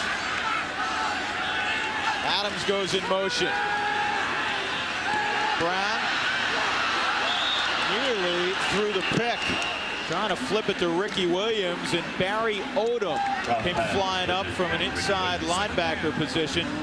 I think that might have slipped right out of his hands. The way he's wiping his hands together, little humidity. Does he have wrist? Yeah, he has wristbands on. Looks like as he double clutched that, it just slipped right out of his hands as he was trying to release it. Dangerously close to being picked off. That could have been tragedy big time, as Barry Odom was there almost to make a play on it. Almost slipped into the wrong hands. Yep. 2nd down and 10. Missouri with a 5-man front. They show blitz, they come with it. Texas does a nice job picking it up. The double team on Adams down the field. Well done. They tried that post route. Easter helped out Clayton Baker, and there was no room for the football. And you call it exactly right there, Drew. They had a safety in the deep third of the football field. That time, when Adams made the big play to set up a field goal, they were in man coverage with no safety. The middle of the field was vacated. This time, it's a zone. The safety rotates over, right into double coverage. Boy, I'll tell you what, though, you got to turn around, Mr. Easter, and at least look like you're making a play on the football. Incidental contact, though, when the feet tangled up, and Adams fell to the turf, but threw it into double coverage. James Brown's going to make a better read than that, go elsewhere. 3rd down and 10, they need the 31. Trips to the near side. Brown under pressure. Now he becomes a running back. He's got a lot of room, and he'll get to the sticks. Ball is loose, and they say it came out after he hit the ground. James Brown improvises and picks up a Texas 1st down. Well, this is what had the defensive coaches petrified. If James Brown starts running the football, and this is what makes a mobile quarterback so dangerous when everything breaks down. A roll to his left, nobody open, nowhere to go, tucks it and decides to run. Total mismatch. Linebacker has no opportunity to make a play that time, or defensive end, that's Craycroft. And finally, Brown is taken out of bounds, but I tell you, he can hurt you more ways than one. 1st down at the 34.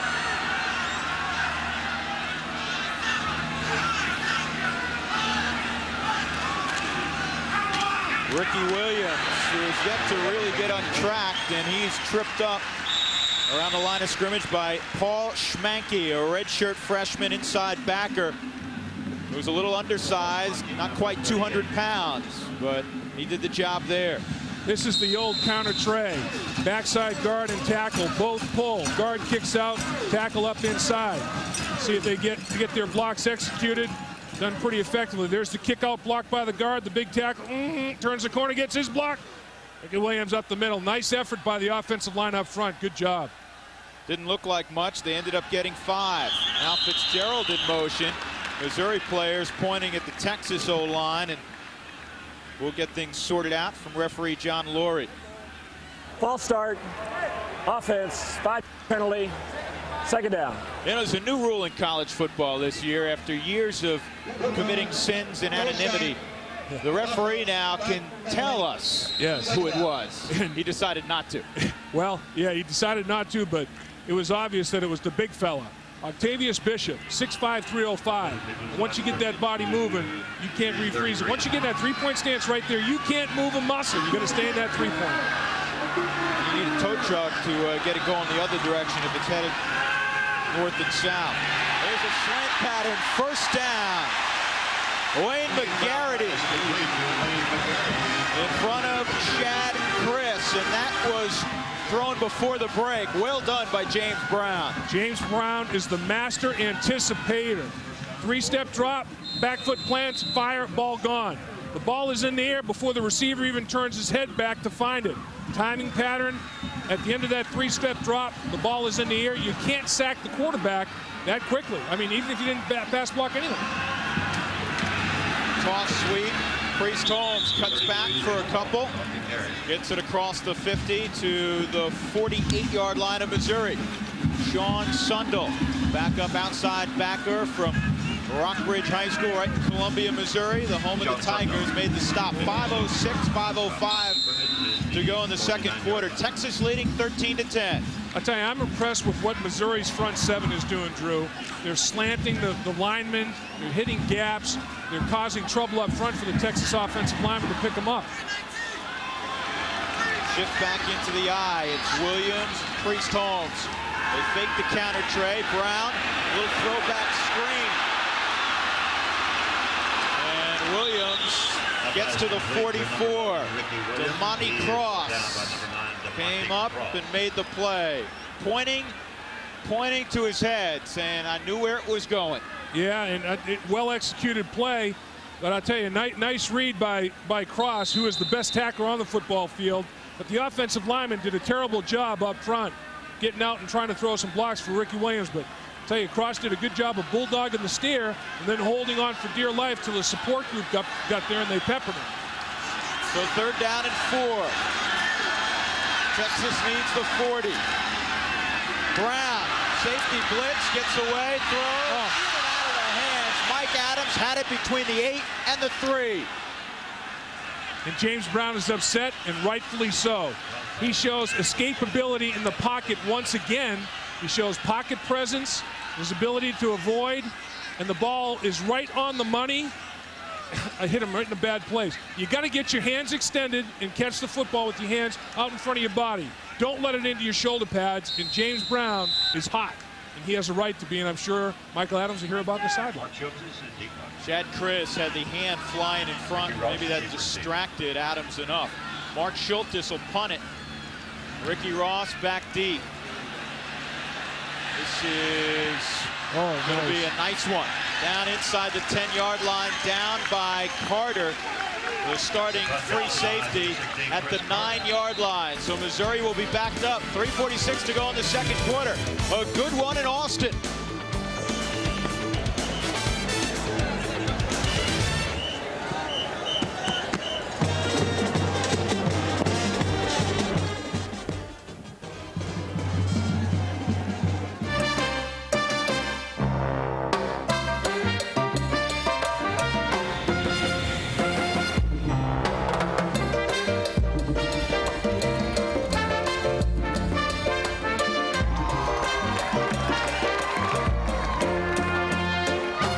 Southwest Airlines employees demonstrating once again that you can have fun and still do a great job.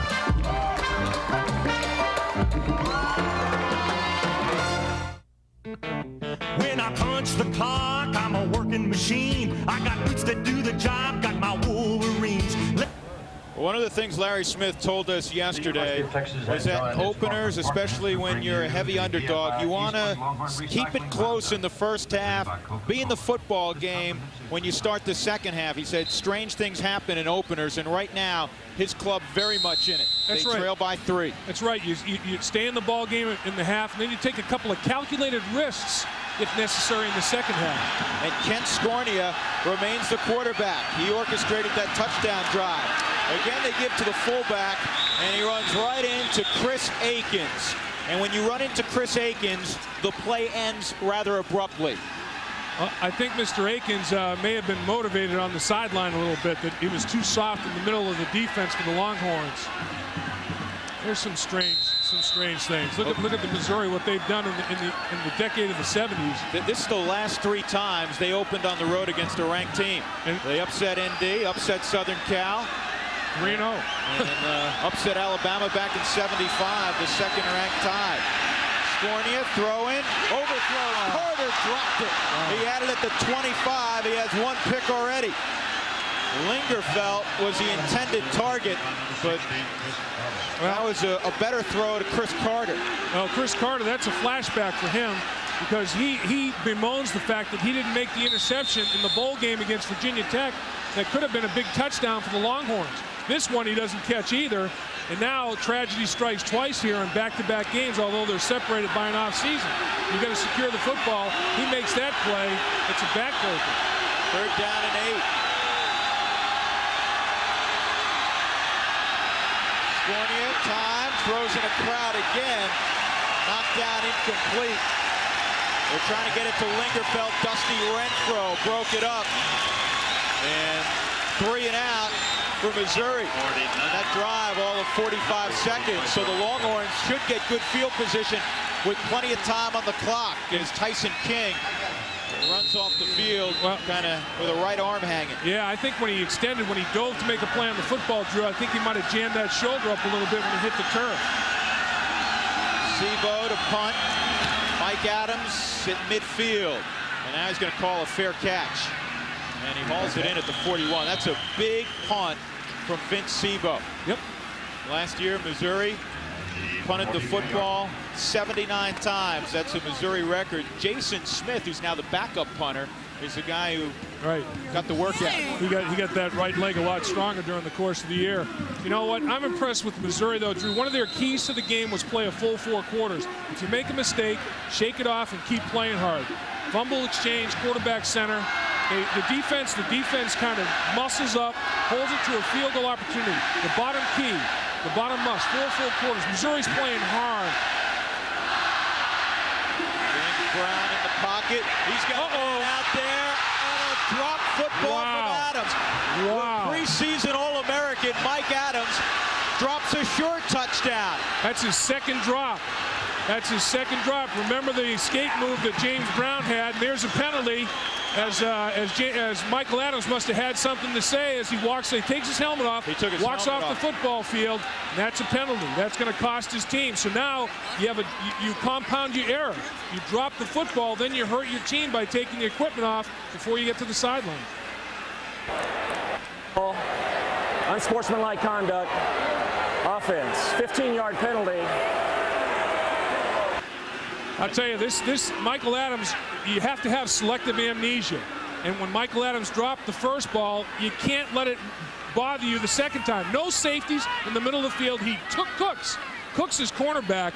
I mean, Shad Chris has no opportunity, and he just drops the football again. Now the penalty, as he's frustrated, takes the helmet off. It costs his team. You can't throw the football any better than James Brown did. Twice. The intent of the infraction that was put in the rule book was that you don't celebrate by taking your helmet off. Adams forgot it because he was distraught and took his helmet off. But it cost him 15. Williams will sweep, not Holmes, and he'll get a couple to the 30-yard line, which will set up 3rd down and 22. Well, circle that play, though. Circle that play in your play-by-play sheet because it should have been a 57-yard touchdown pass. Instead, it was a 15-yard loss. There's 75 yards of real estate as well as 7 points off the board. Is that going to be a huge play in the outcome of this football game? We'll see. With Michael Adams, nobody feels worse than him right now, but he dropped a sure score and cost his team 15 yards. Amazing. And when you talk to the Missouri coaching staff, particularly Mo Ankney, who's the defensive coordinator, he raves about Mike Adams. After watching him on film, he said, well, he's not only a flashy receiver who can run after the catch. He said, this is a courageous receiver who goes over the middle and will take a lick. And he has had 2 drops back. Texas a 1st down deep in Missouri territory, and the second one, as we just talked about, was a sure-fire touchdown. And how do you think Adams feels and James Brown? Coach John Mackovic trying to get him a little bit composed on the sideline. This was the potential touchdown pass that he drops. I mean, he's got the cornerbacks beaten man for man, just blowing by him. No safeties in the middle field, and drops the football. And now James Brown, little handoff to Williams, takes it up inside. You know, now it's 3rd and 1 million. It was 2nd and a couple of million. Now it's 3rd and 1.5. 1.5, 1.8. Mike Adams back on the field. I'll tell you, what James Brown has got to do is go to him again right away. And he did that. You know, Michael Adams dropped his 3rd down conversion. James Brown went right back to him, and he dropped a potential touchdown. Let's see if Michael Adams is open this time, if James Brown gets him the ball and still has confidence in it. He's at the top of your screen, flanked out on 3rd down, a whole bunch. And he's got a man open, and nearly a circus catch by Curtis Jackson. Did he make it? No, they're going to say that he didn't hold on. Well, or if he held on, he was out of bounds. One official was just watching his feet and didn't realize that he didn't come down with the football. The other official came up to help. You know, almost a one-handed circus catch by Curtis Jackson. He makes a tremendous effort on the football, overthrown just a little bit. He does not control it. The one official's just watching his feet. He goes up to spot the ball because he did have his feet in bounds, but you do have to catch the ball first, and Jackson did not. We got hold up. So Texas with 2:01 to go in the first half will punt. Schultes will hit it deep to Ricky Ross, and Missouri could get pretty decent field position. High and short, a flag comes in. Ross will return it, and he's erased at the 40-yard line, but again, a flag came in from the side judge. Now, Dave, you're absolutely right. Texas has made several big mistakes in this football game. Boy, the one area that everybody's bragging on, the skill people. And the skill people, you know, have had a rough night. It's holding on Missouri.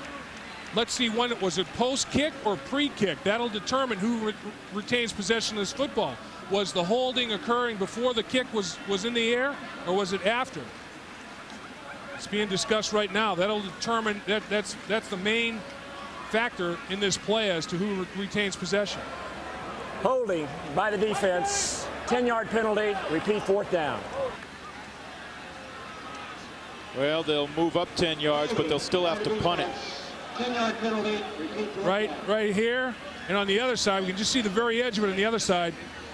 You've got your starting cornerbacks going against each other, and they're mauling each other, taking those kill men.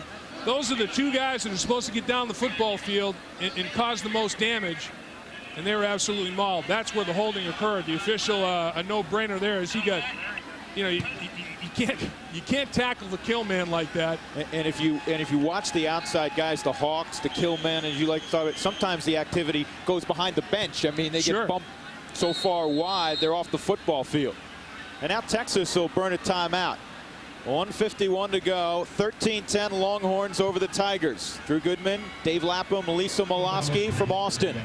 The Big 12 opener between Texas and Missouri. And one of the things that some of the teams in the former Southwest Conference pointed out, with all due respect to SMU and TCU and Rice, that the bottom of the barrel in the old Big 8 was a little bit better than the bottom of the barrel in the old Southwest Conference. And Missouri finished in a tie with Iowa State for last place in the Big 8, and they're giving Texas, the 8th-ranked team in America, all they want. This place is seats over 75,000 right now. Right. But as in a couple of years here, this, as you can see, over 75.5. It's going to eventually be, when all is said and done, when the one end zone gets completely filled in, and they take the track out, put more seats close to the field, it'll be over 105,000 people to be able to enjoy football down there. You know what it's going to be like? One of those Brazilian soccer stadiums. Let's go downstairs. Here's Lisa Molosky. Lisa. Hey, thanks, guys. You know, you're talking about the stadium expansion. It soon will be 105,000, as you mentioned. Part of the expansion, Jumbotron scoreboard, state-of-the-art edition, which cost $3.5 million, 24 feet high, 33 feet wide. Guys? I'm thinking about getting one of those for home. 3.5 mil. That's a great room to watch the movie. Schultes has to jump to pull down the snap. Ross puts the knee down as he catches the football right at the 26-yard line. 1:42 to go for Missouri. A 34-yard punt. They trail 13-10. Dave Lapham, play-o coordinator. Obviously, Missouri struggles throwing the football. Do you come out and throw it here?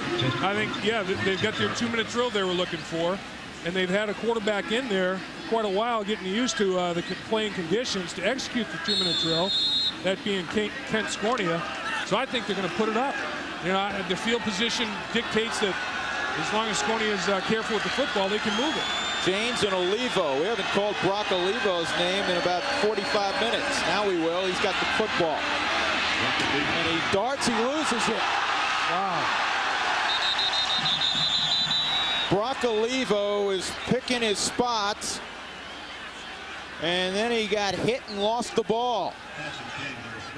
It looked like King forced the fumble. Looks like Tyson King might have been the guy that knocked it free. and Olivo jumped back into the pile. You can see his body contorted in the bottom of the pile, trying to recapture that football, but there's a tug of war again going on. Look at this tug of war. Texas has got it. Texas has it. On the bottom of the pile, winning the tug of war, Trey Thomas, the strong safety. The 210-pounder from Sugar Land. And King put the hit that knocked that football free. That's the third giveaway by Missouri.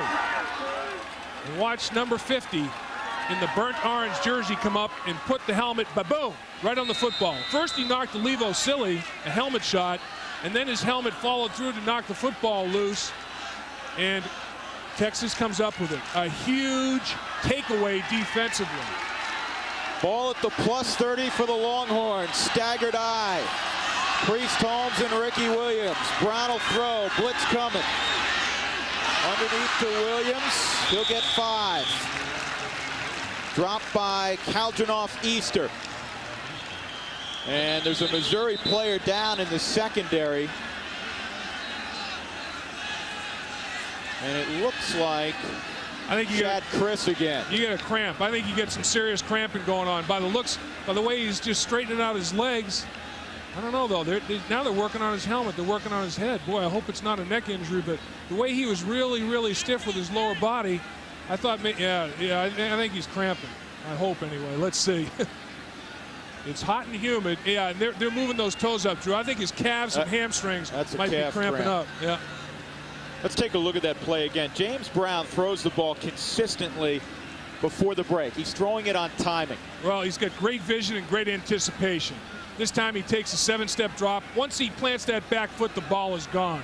I mean, the whole time he's taking his drop back from center, you can see him scanning the field.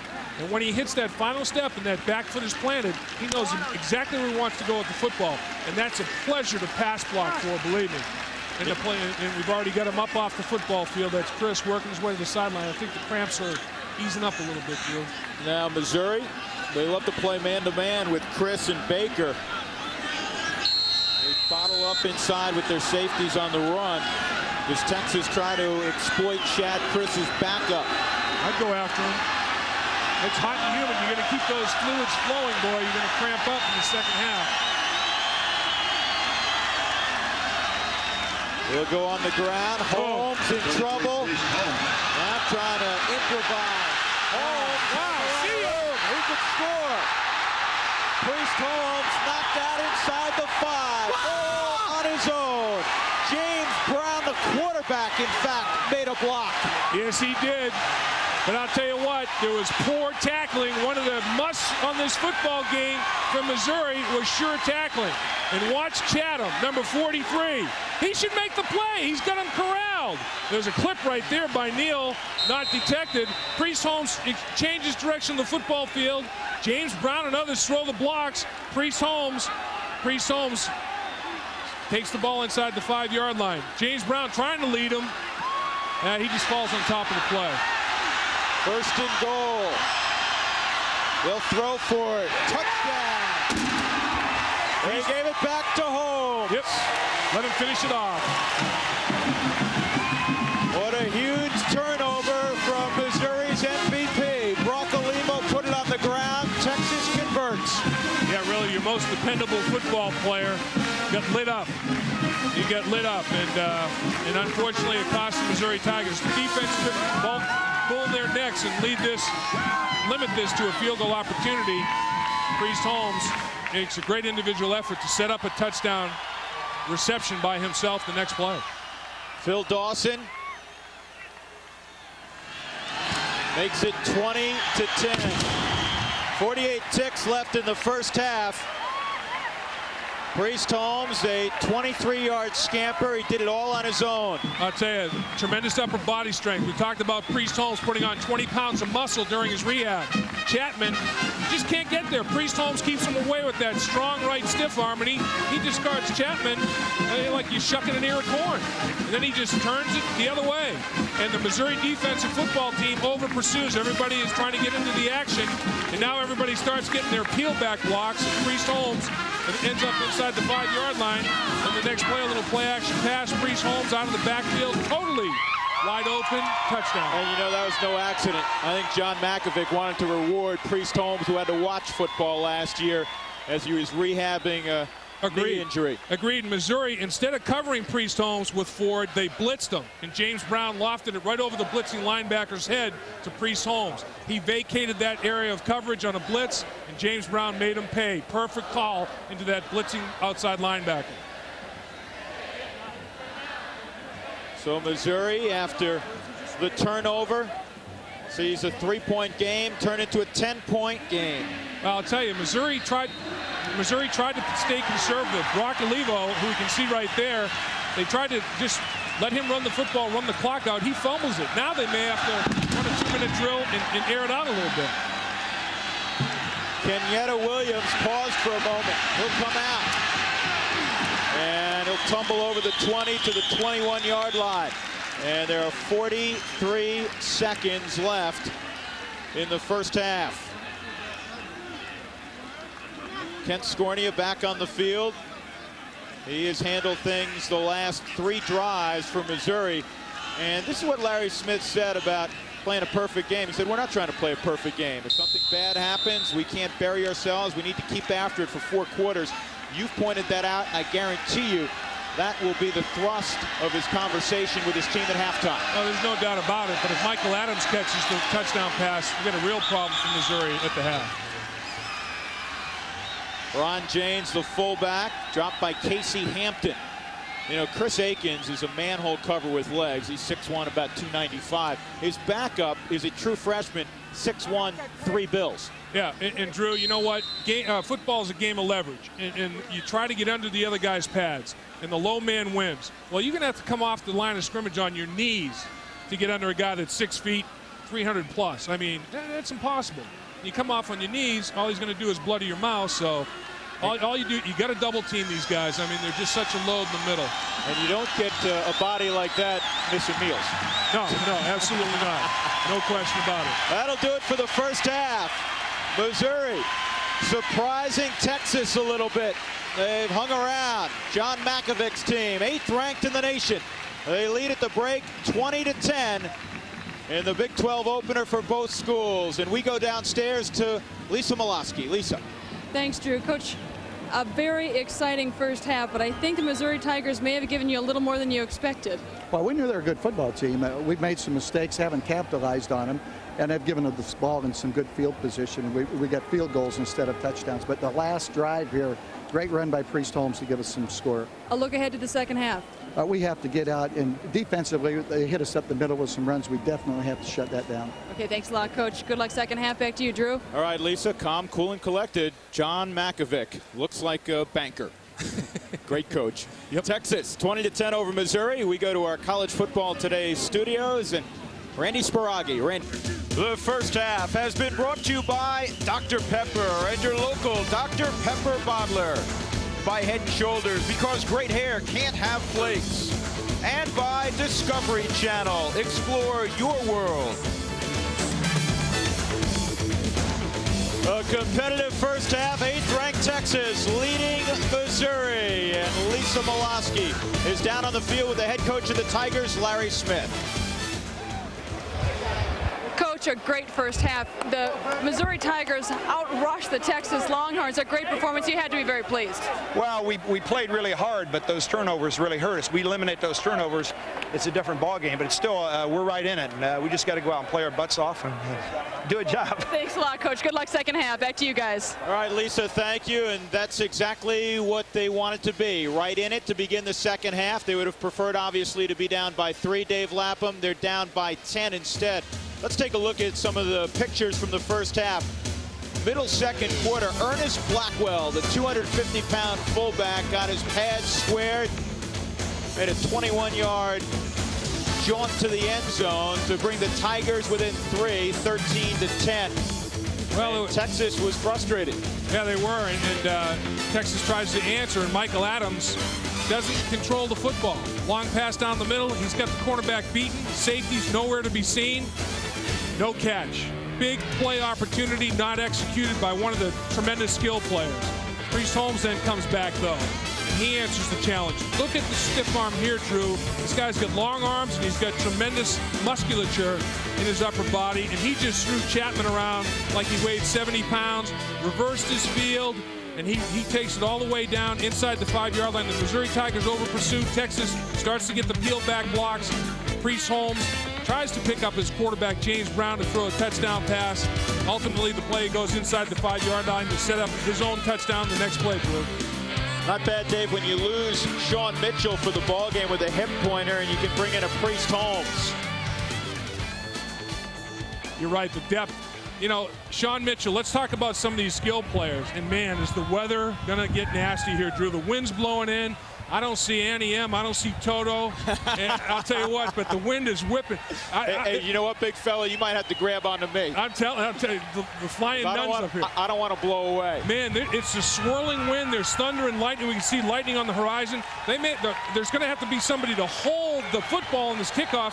Now, if Carter gets blown over by the wind, if the wind blows the holder over, we better get the heck out of here. I'll tell you what. It is picking up. And the goalposts are really taking a beating right now. Oh, man, this thing is going to be nasty. They say there's rain and hail. This new field is going to be tested. This new grass field with the computerized pumping system is about to be tested big time. Missouri will get the football. Kenyatta Williams and Ricky Ross deep. That's Ricky Ross, number 4. To his right is Williams. 20-10 Texas. Drew Goodman, Dave Lapham, Lisa Molaski. Amazing. Carter has to hold the football. The football will not stand up on the tee on its own. And Chris Stockton telling Chris Carter, I like it just so. You know, kickers very particular how they want the ball. I just got a feather up here in the broadcast booth. The birds are taking a beating up top. I'll tell you what, there's papers floating around. The lightning's getting close, and we're going to get hammered here, boys. It's not a good night to fly, even, I guess, for a bird. Kenyatta Williams, that got picked up in the breeze, I'd say. Flew right through the end zone. Let's take a look at the Southwest Airlines Team Bus, brought to you by Southwest Airlines with low fares on every flight, every seat, every day. Well, there you can see what Missouri wanted to get done, their keys to the football game. And here's what happened. 64 yards after the hit for a half isn't all that bad. Texas really didn't get a long return in the kicking game, and 1 half down, 1 half to go, playing with full intensity. Not too bad. I'd give it a passing grade for Missouri. The big key, though, turnovers. Missouri gave the football up too many times in critical moments. And Corby Jones back at quarterback after watching Kent Scornia much of the second quarter. Devin West the tailback, and they're going to throw it. And that is complete to Rosetny Jenkins, who they need to get involved. Jenkins is a dangerous wideout. And by the way, for Missouri, we talked about how their wide receivers had improved. They needed to improve their passing game. Dave, that's just the 3rd completion of the ball game. Yeah, that's ugly. They only had 17 yards passing in the first half. You know, they rushed for about 120, I think it was. 128 yards rushing, 17 passing. That's not the balance they were looking for. But you're right about Jenkins. When he was a sophomore, he set a school record with 40 catches. And the rain starting to come down. 2nd down and 6. Jones runs the option, and that was well played by Dusty Renfro. And look at this. Lisa Molaski, take cover. If you're wondering what it's like down here, take a good look. It is coming down right now hard. You know, if the lightning starts, guys, I may have to take a quick break because I don't want to be electrocuted. It could get nasty, but the one good thing is that this field should be able to take a lot of rain. As they said, 5 inches of rain an hour. The computer will kick in the pumps as soon as it's needed, so the field should be okay. Back to you. Hey, Lisa, I like the parka, if that's any consolation to you. Well, thank you. Lisa looks good in any attire, you know. Amen to that. 3rd and short, and I don't know. Tyson King stepped up, and Devin West needed to get about 1.5 feet, and if he got it, that's all he got. You know, Drew, it's raining sideways right now. And remember, in the NFL on a Thursday night game, they canceled a game early with the Chicago Bears and the Kansas City Chiefs. They won't cancel this game, but if the Lightning and Thunder become a problem, particularly the Lightning, this game may be suspended for a little while due to the safety of the players. I mean, this is amazing, like it's a monsoon right now. A torrential downpour, and it was a clear evening when we started. 20-10, Texas leading Missouri. Brock Olivo can't hear the snap count. Now all kinds of confusion, and I don't think he got it off before the play clock expired. Well, there were men in motion, two backs moving at the same time. The fullback broke his stance. It's going to be a legal procedure. Well, it was a legal procedure before the play clock expired, as you explained. And there's only one guy out there, I think, who's enjoying this, and that's number 27, Brock Olivo. He thinks it's a sunny day still. I'll tell you, look at this. Our men are working overtime under adverse conditions. Those are the true heroes of this broadcast right there. Our Lisa Milosky on the field and the camera people that are exposed to this terrible weather. And Lisa's running about a 4.40 into the locker room right now. And I don't blame her. Man. First down and 15. Olivo behind Blackwell, and again movement up front. And not only is the field turning sloppy, the play is sloppy. Well, you know why? The crowd is getting into this. It's like a bunch of little kids in a rainstorm. They're screaming, yelling, cheering. The crowd level, noise level's gone way up, and they can't hear the snap count. It's amazing the way this is the biggest excitement the crowd has had is this adverse weather over here. School started a couple of days ago, and I'd imagine there's some students that are feeling no pain right now. I'll tell you what, and you talk about turnover problems in the first half. Man, that's a slick pigskin right now. Who holds on to the ball is going to win this. Olivo hammered at the line of scrimmage. As soon as he touched it, Dusty Renfro gathered him in. Renfro, the sophomore from Alvarado, Texas. You know, I think this weather really favors the defense. Because offensively, you have to handle the ball. You have to, you know, the rain is belting right into the quarterback's face. He can't see. The center has to make sure of the snap. All the defense has to do is react and knock people around. I think this really favors the defensive football teams in this half. Second down and 20 for Missouri. At their own 20. Slot to the near side. Straight ahead to Olivo, and he's going to do well to get near the line of scrimmage. Dwight Kirkpatrick hit him first, finally wrote him down. He got a little help from Trey Thomas, the senior strong safety who has been everywhere on the football field tonight. Well, I'll tell you, Texas, the interior of the defense is really solidified. And that time they just made Olivo bounce it to the outside. Nowhere to go between the tackles. They made it bounce, and Texas has so much team speed, their inside-out pursuit was dramatic on that play. This storm is unbelievable. Third down and 20. From our vantage point, we can barely see the players. Here's an option. I don't know if you want to pitch it. They put it on the ground. Olivo scoops it up like a shortstop and gets 2 yards. And now the adventure may continue as Missouri tries to punt into that win. Oh, really, it could be a boomerang punt. I mean, you might want to squib punt the football. Olivo, he's the pitch man, and the ball never got there. I mean, that's a great play. He's like a shortstop fielding the short hop. I can't say how strong a play that is for him to pick up that football in full stride off that wet turf so effortlessly. Jason Smith will punt it. First time he's been in the game tonight. Low snap, he drops the ball. He has to hurry it away, and it's not a good punt. It's a horrendous punt under difficult circumstances. Texas will set up shop deep in Missouri territory. Oh, baby. The Longhorns leading by 10 in a hurricane. Well, with the weather comes communication gaps, and they kept playing while we were away.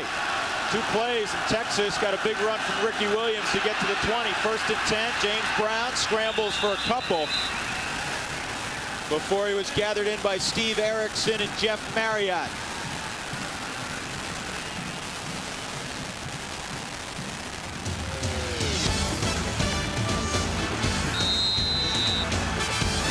Second half brought to you by Pringles. So fresh, once you pop, you can't stop. By the new Coors Light wide mouth can, tap the Rockies with a smoother pour. And by Citgo, just get up and go. Citgo says go. And Ricky Williams going to the 11-yard line. Close to another first down. Damani Cross made the tackle, but too far down the field. Well, this is a Pete Rose special right here. A little belly slide by Ricky Williams as he lunges forward to get every yard he possibly can and picks up about another 5 yards on the slide. Now they're going to move the ball back, obviously. He doesn't get all that yardage. But you might as well. That's a futile effort there. As soon as you put the ball down, it's drenched. Amazing. Third down and a couple.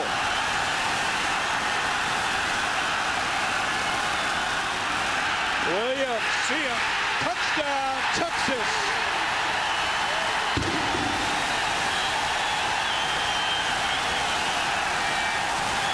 Ben Adams, a nice block at the point of attack, and Ricky Williams untouched into the end zone. I'll tell you, Texas's offensive line, the size advantage really took over in this poor weather. And they sealed everything down. Big Adams comes pulling around the horn as a guard and just engulfs at the linebacker level. Ricky Williams one-on-one, arm tackle, no-go, touchdown. Just an amazing effort up front by Texas offensive line that's got Missouri outmanned now with this bad field condition. Bill Dawson. Whoa, that was one of those scold sand wedges, but it got through. 27-10. Texas in a rainstorm, now up 17. Watch the left guard come out, turn it upfield, make the key block. Ricky Williams gone. Great effort. And as the kick comes in, Kenyatta Williams had to go to his knee to field it. In the NFL, you can get up and keep running, not in college football. So Missouri playing into this rainstorm, back up against 9. A great effort, intelligent move to squib kick. This is an intentional squib kick. And get the thing as wet as you possibly can, skipping along the turf. 1, 2, 3. Now the thing's drenched. He has to take a knee to secure it so it doesn't go between his legs. He's down right there. Excellent strategy by Texas, particularly with the wind in Missouri's face. This is like seen at a Caddyshack. Oh, baby. Corby Jones, the quarterback, to the fullback straight ahead. It's Blackwell for a couple. And you know what else becomes more difficult? The exchange between the center and the quarterback. And I'll tell you, you know, when I play center in weather like this, I use 2 hands to snap the football. And Appel's using 1 hand and still controlling it and getting it up well enough. And right now, John Loria is talking about delaying the game. Delaying the game. Got to. Look at the rain draining off of the upper deck. I mean, the lightning is key. The fans don't want it to stop because Texas has got the full advantage right now, Drew. Missouri, the wind is in their face, the rain's in their face, but they're going to delay this game. And they're going to send the teams back to the locker rooms. And you know what? The fans who don't want to delay the game might not have all their faculties right now. Yeah. You don't want to risk anybody's health out on the football field, any players or fans. It's not just.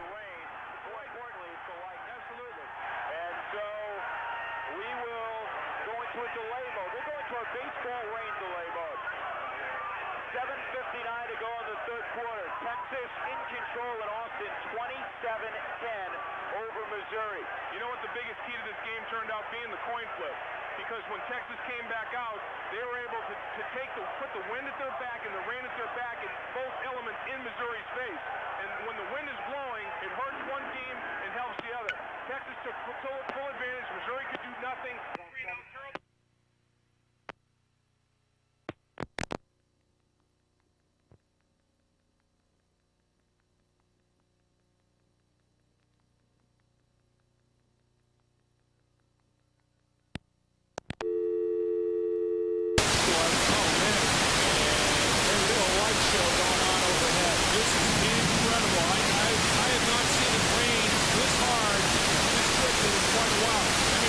Out there,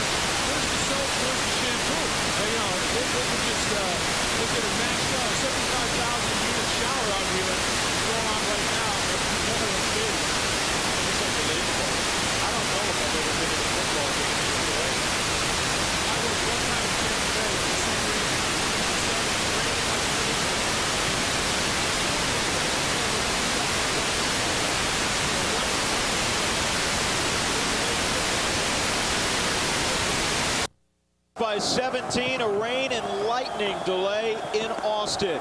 With Lisa Molosky, who's undercover somewhere. Yes. I'm Drew Goodman with Dave Lapham. We are sitting the storm out, and we apologize for any video or audio problems you may be having. Obviously, when you have a storm like this, it affects things technically as well. Dave, how's the family?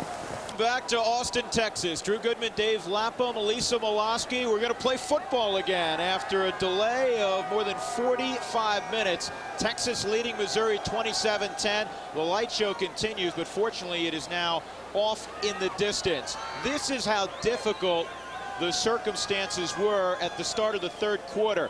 The University of Missouri facing a downpour and wind gusting to 50 miles an hour in their face. Jason Smith trying to punt the football. First he had to pick it up. I mean, impossible to hold that ball off the side of his foot. It went about 15 yards, and that set up Texas in great field position, and they were able to get a 12-yard touchdown run from Ricky Williams to extend a 20-10 halftime lead to 27-10.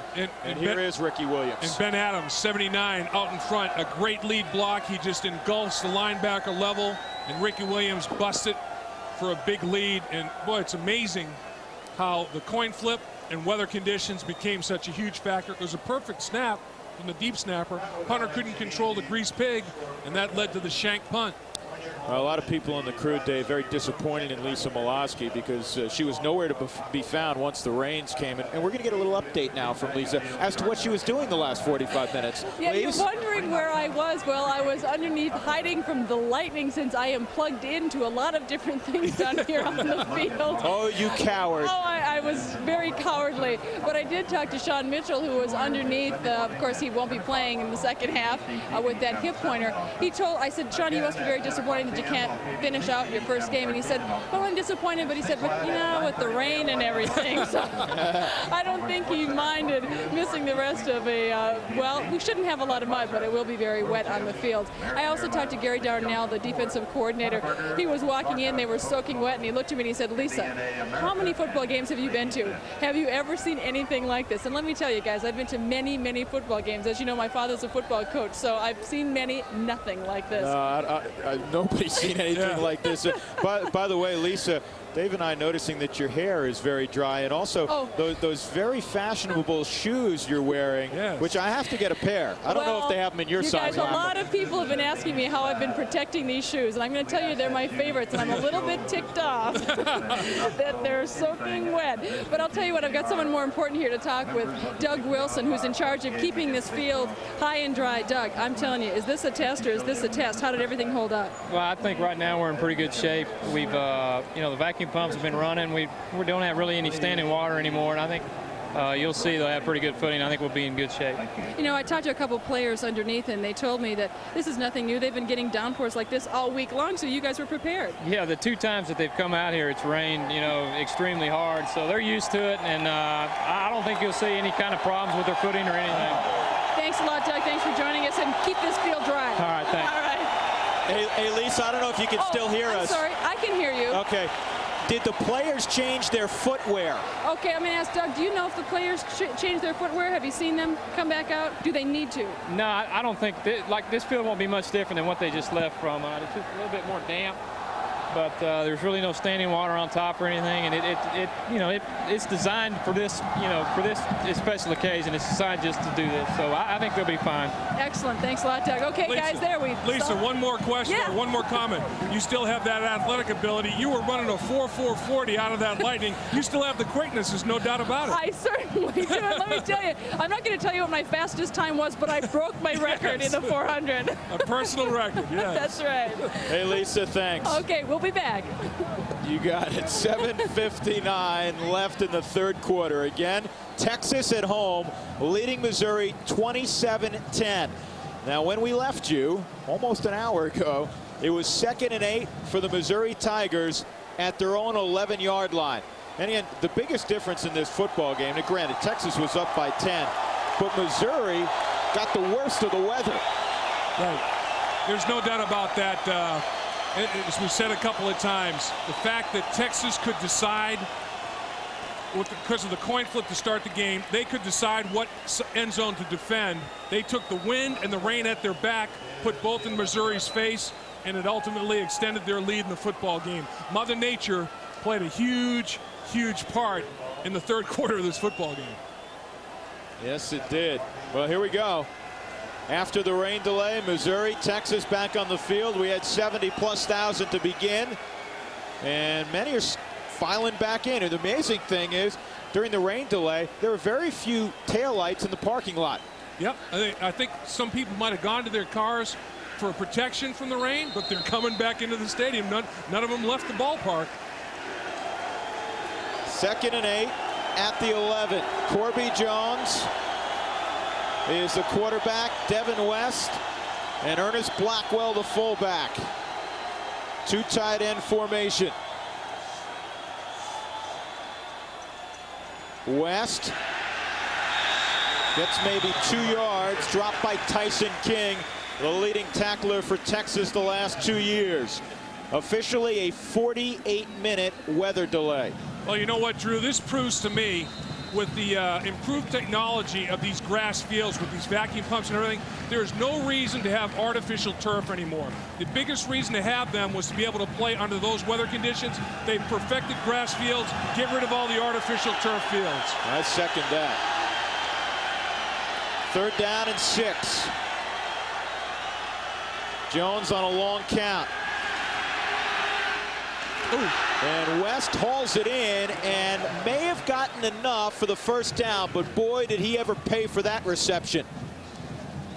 Tyson King delivered a blow, but enough for the 1st down. Yeah, the ball was nice touch on the football, threw it right between 2 defenders. He didn't really string his receiver out. He threw it in stride where the receiver could catch the football and absorb the hit. Put it right in West's belly so he could protect himself immediately from that sandwich shot. Actually, Westbrook had the bigger hit. Tyson King got him from behind. Straight ahead, West. Bit of an opening. Straight ahead for 7 or 8. Good job by that Missouri front, led by center Russ Appel. Aaron Humphrey finally made the tackle. 2nd down and a couple for Missouri. The day was 6:20 to go in the 3rd quarter. Is Missouri out of this? I don't think they are with these weather conditions. I mean, still the field is a little slick. You know what? My biggest concern, Drew, for the players, 48-minute delay, 3 minutes to warm up. Those muscles aren't warm yet. I hope we don't have any injuries out here.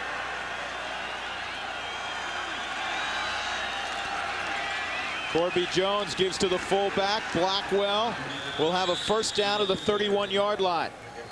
Chris Akins, the big junior from Paris, Texas, the nose tackle, right about 300 pounds, brought him down.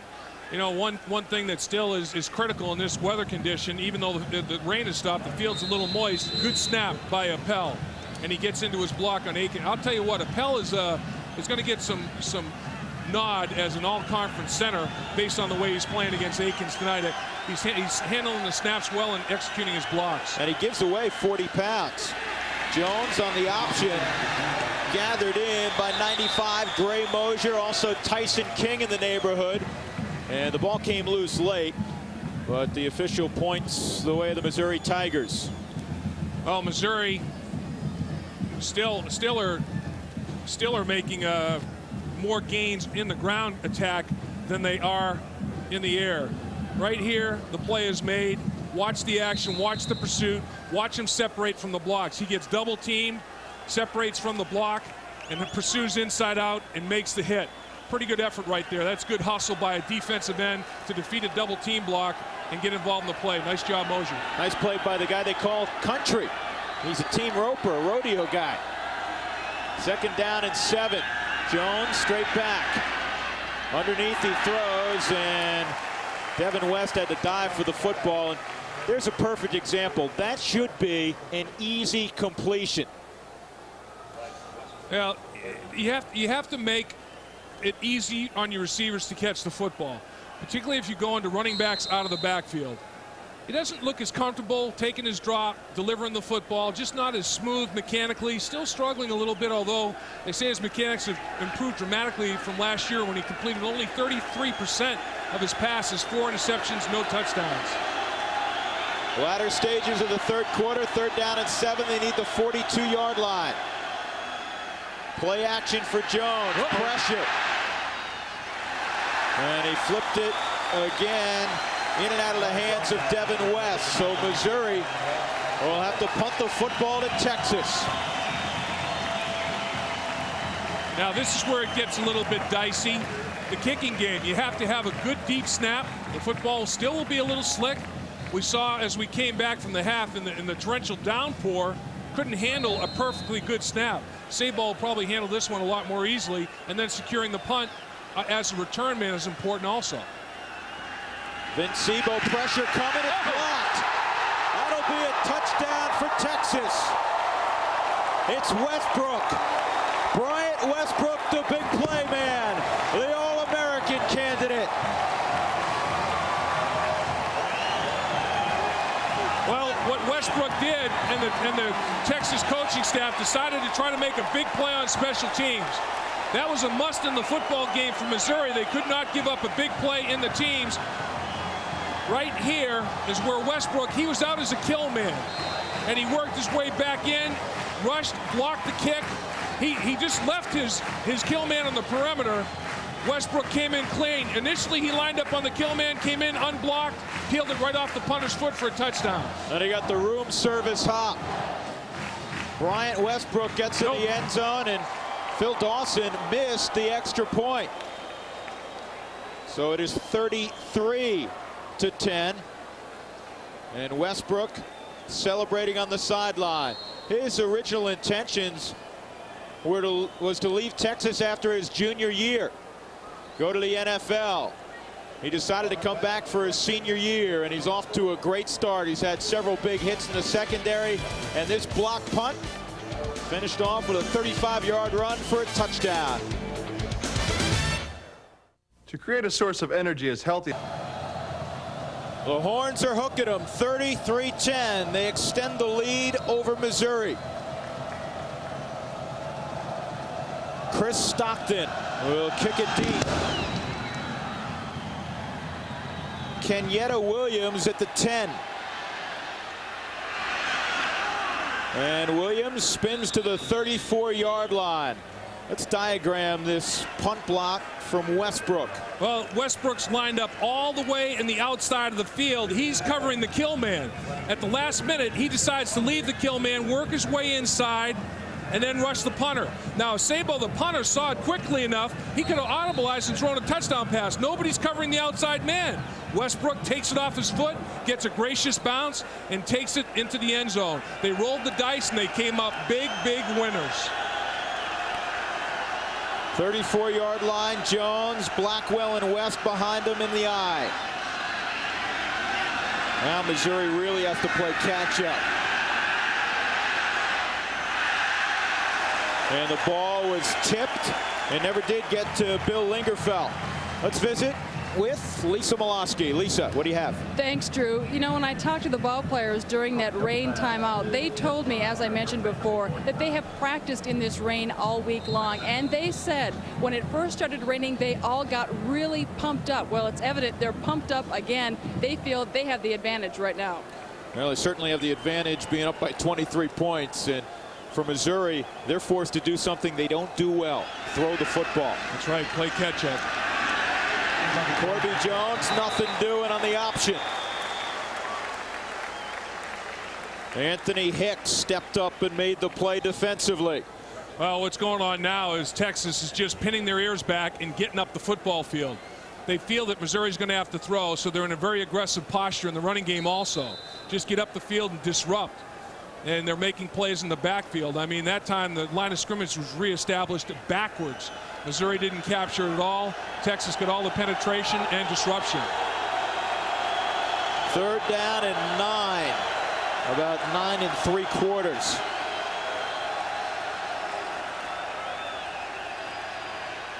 Jones throwing, and I think he's going to be short of a first down. Rosetnew Jenkins, they give him a more favorable spot where he caught the football. Dwight Kirkpatrick drove him back. It'll be close with this spot. You know, it's good to see Missouri be able to execute on 3rd and long, though. Run a route and complete the football. I mean, that's a step in the right direction, because last year they were so one-dimensional. They ran the ball for over 200 yards a game, barely threw it for 100 yards a game, and they get the first down. And that was a good throw by Jones. He set up and he delivered it with authority.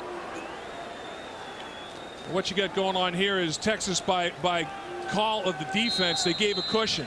It was 3rd and long. Westbrook is in his zone defense. He gives a tremendous cushion for the receiver to utilize. He finds the seam of the zone between the corner and the safety. The ball is delivered in a timely fashion and secured well. It's still West at tailback. He gets the call. Nifty move to get about 3.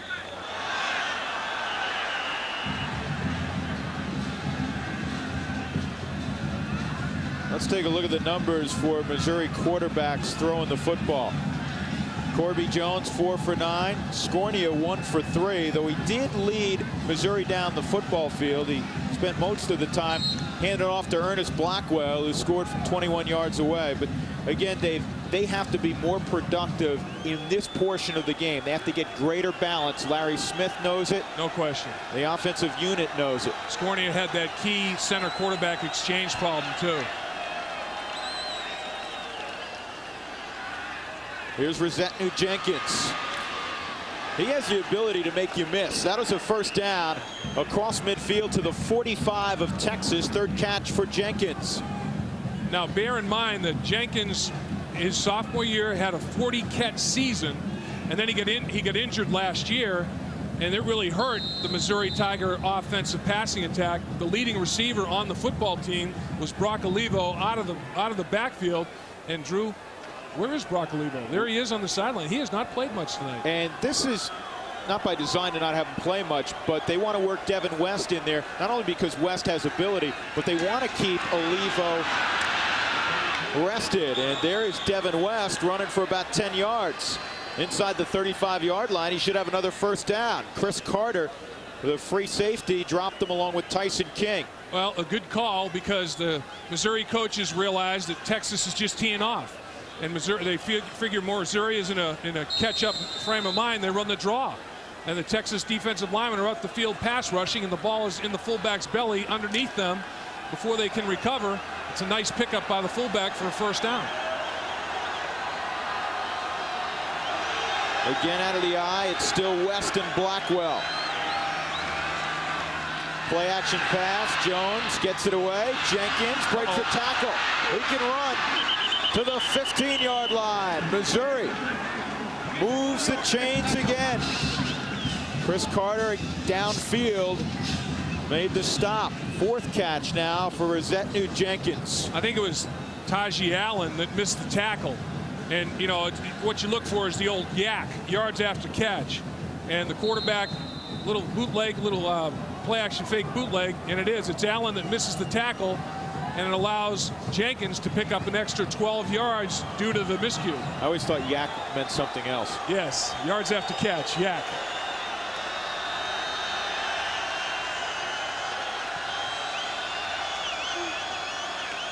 Jones gives to Blackwell, and he'll pound it inside the 10 to the 7. Missouri having their way with the Longhorns right now on the ground. $1:20 left in the 3rd quarter. The problem for the Tigers, they trail by 23. Larry Smith a year ago saw his team shut out 3 times. Most Missouri team had been shut out since 1937. They average just 16 points a game. That was objective 1 in the spring and early fall to improve those offensive numbers, and they've been a better offensive unit tonight.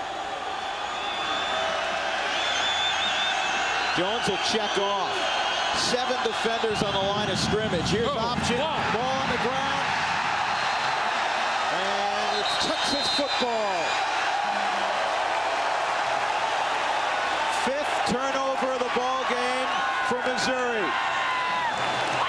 Clarence Martin made the recovery. Chris Akins, the big nose tackle, got in the backfield, messed everything up. Yep, Akins got the penetration. He was the disruptor. And once the quarterback was on the turf, it was like the old pig pile. Remember when you were kids, you were in a pig pile? Well, Jones mishandles the football a little bit. Akins strips it from behind, and now everybody, there's about 1,000 pounds on top of Jones. He can't make a play on the football, and the old pig pile takes place, and he's pinned to the turf, and Texas comes up with the ball. How'd you like to have Chris Akins jump on your back? Serious pile. James Brown hands off. Ricky Williams dances to the 16. You know, he's nifty for a guy 220 plus. He's also a minor league baseball player. He wasn't on campus in the spring. He's a very bright kid. And the last couple of summers, he has spent in the Philadelphia Phillies chain. And they say he is the fastest man. This is not surprising. The fastest man in the minor league system of the Phillies. He's got to make better contact. He hit a .167 this summer. Yeah, he didn't hit his weight, and that's tough when you don't hit your body weight. But they love him because of his speed. I mean, he's a major league prospect because he's got such blazing speed on such a big body. But, you know, uncharacteristically from Missouri, Drew, turnovers. They've been very secure at the football in coach's tenure, and tonight they're giving it away. They were one of the best in the nation in turnover ratio a year ago. Not tonight. One of the reasons Missouri trails Texas by 23. We begin the fourth quarter, 33-10 Texas. You know, some people in these parts like to have a Jeff Bagwell baseball card, maybe a Juan Gonzalez baseball card. Lisa Molosky has a unique baseball card. Yeah, Ricky Williams. And what do you know? This may be a collector's item. And look what happened in the rain. Oh. It came apart, but what do you know? I've got a spare. So, Ricky, I'm keeping this one, too. Let me tell you, you know, he plays, you mentioned baseball. The Philadelphia Phillies drafted him in the 8th round last spring. He batted .239, played for the Class A Piedmont Boll Weevils. So he is a double team kind of a guy, great ball player. But we're going to take him back to the football field. All right, Lisa, 239 his rookie year, and as Dave and I mentioned, 167 last year. They are paying his education, the Phillies. Yeah, they are.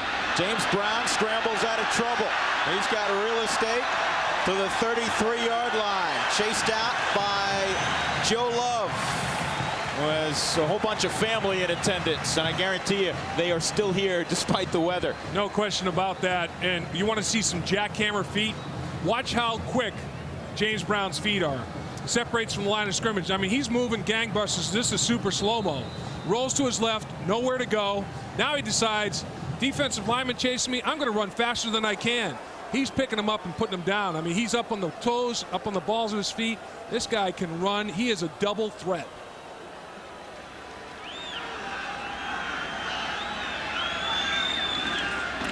He hands off to Williams.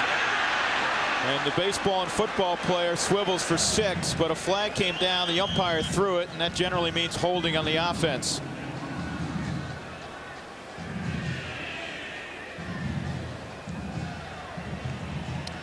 It is holding. And it might have been Octavius Bishop. Or it might have been inside the big offensive guard. Holding. Offense, 10-yard penalty, spot foul. Ben Adams working against Joe Love. Let's see if the big guard comes out, reaches out, and oh yeah, he reached out and touched someone. He tried to take his jersey off, and the umpire saw that right away. Love does a nice job though of separating from the hold and still getting involved in the play. Well, our apologies to the Bishop family. It was Ben Adams. So first down and 20 after the walk-off. Quick snap count. Throw incomplete, looking for Matt Davis. You know who hasn't caught a football tonight?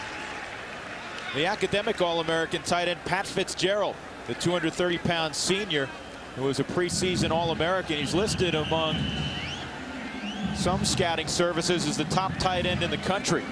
And I'll tell you, he caught a bunch of them last year. He had 8 touchdown receptions, caught 30 passes for 445 yards. He was very involved. And the Missouri coaching staff thought they might have to double him tonight, you know, because he's so good over the middle of the football field. They might have had to bracket him. Maybe they have. Maybe that's why he has not been involved too much in the passing attack.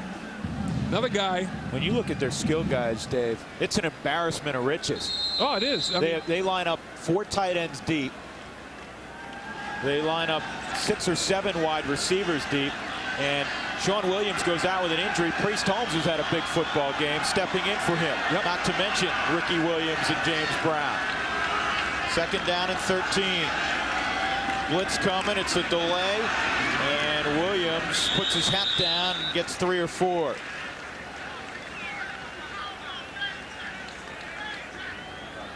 Brian Craycraft made the tackle. One of the areas that Pat Fitzgerald told us he wants to improve in is in run blocking. And he released down the football field just a little high. You know, that's Love again at linebacker, and Pat didn't sustain his block as well as he will once he gets his feet back under him a little bit. You got to bear in mind, he didn't practice at all in the spring and very little in the preseason because of severe hamstring and hip muscle injuries, and he's just now trying to round into football shape, and his pads are a little high on that play. 3rd down and 7. The single setback is Williams. Brown in trouble, and he gets it away to Williams. How about that? Amazing. It's the old, it was an improvisational shovel pass. I mean, it was a shot put. 2 things come to mind when you look at James Brown. Watch him get out of trouble here and make something out of nothing and give his punter a little bit more room. You know what's amazing? Leg strength right there. He's got a linebacker and a defensive lineman pulling his leg, still gets rid of the ball, Drew. He's a winner. Yep. Based on his 13-2 record as a starter. There was 1 tie in there. And the other thing that comes to mind is when you talk to the coaching staff, they say he's a quarterback who has the ability to run. He is not just a runner when he drops back to pass. Right. And he's demonstrated that tonight. Schultes gets it away. High punt, and Ricky Ross gathers it in. The fair catch at the 32-yard line.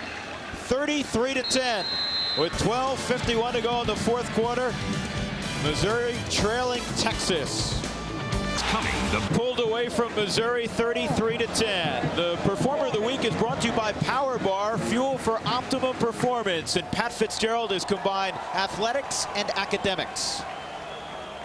I think basically it's just staying, you know, keeping good habits. I mean, you work hard on the field, you want to get better, you want to get better in the weight room, technique-wise, work hard and do your things. And if you do the same thing in the classroom as you do on the field, you know, you're going to take care of business, and you're going to get good grades, and you're going to be a good athlete.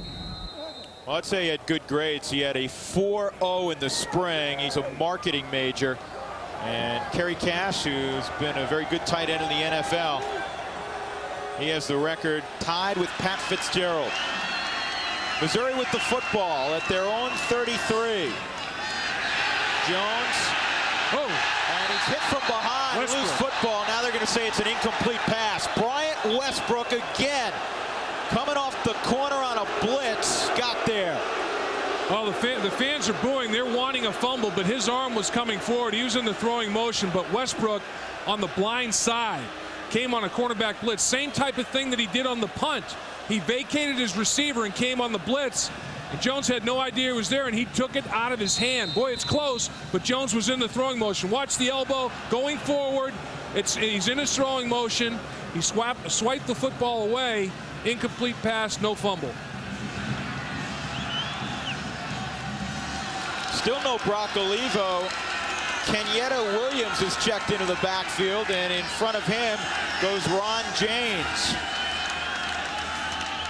And this is Williams, who's got a little wiggle to his gait. He gets a couple. It'll be 3rd and 8.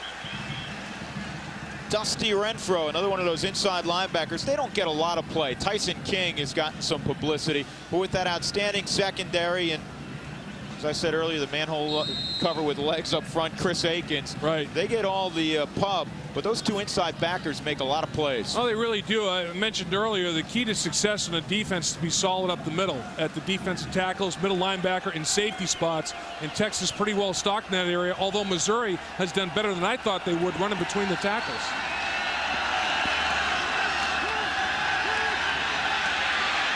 Jones lobs it toward Lingerfelt.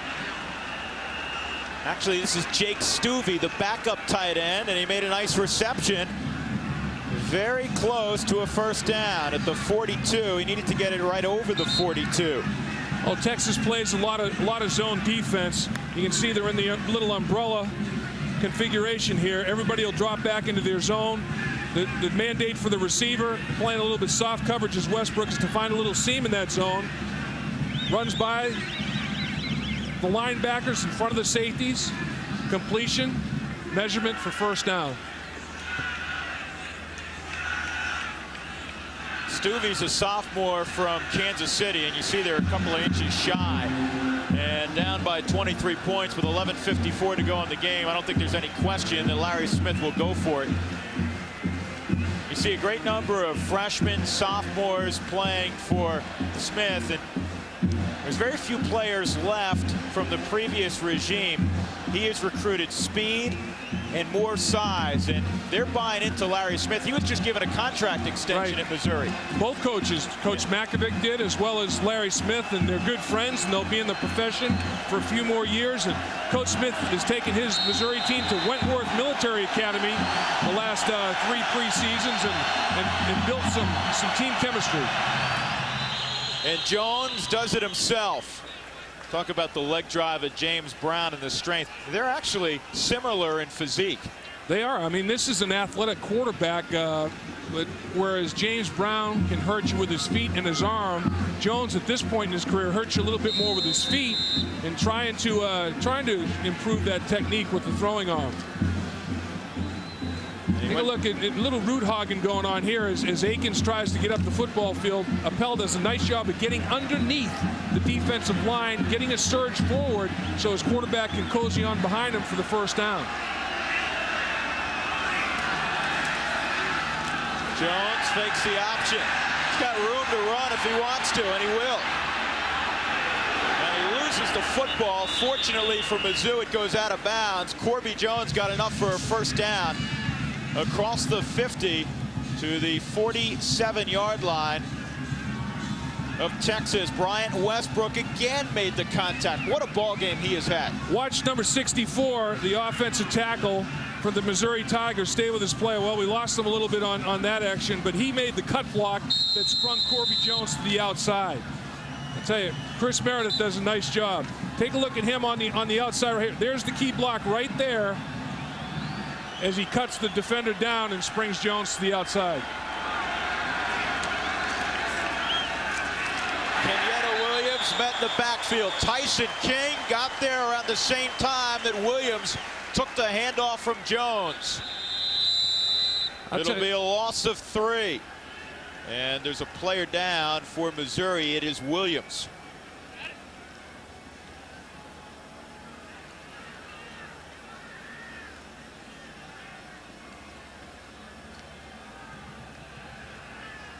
Well, sometimes you get graded pluses and minuses. It was a plus last play for Meredith.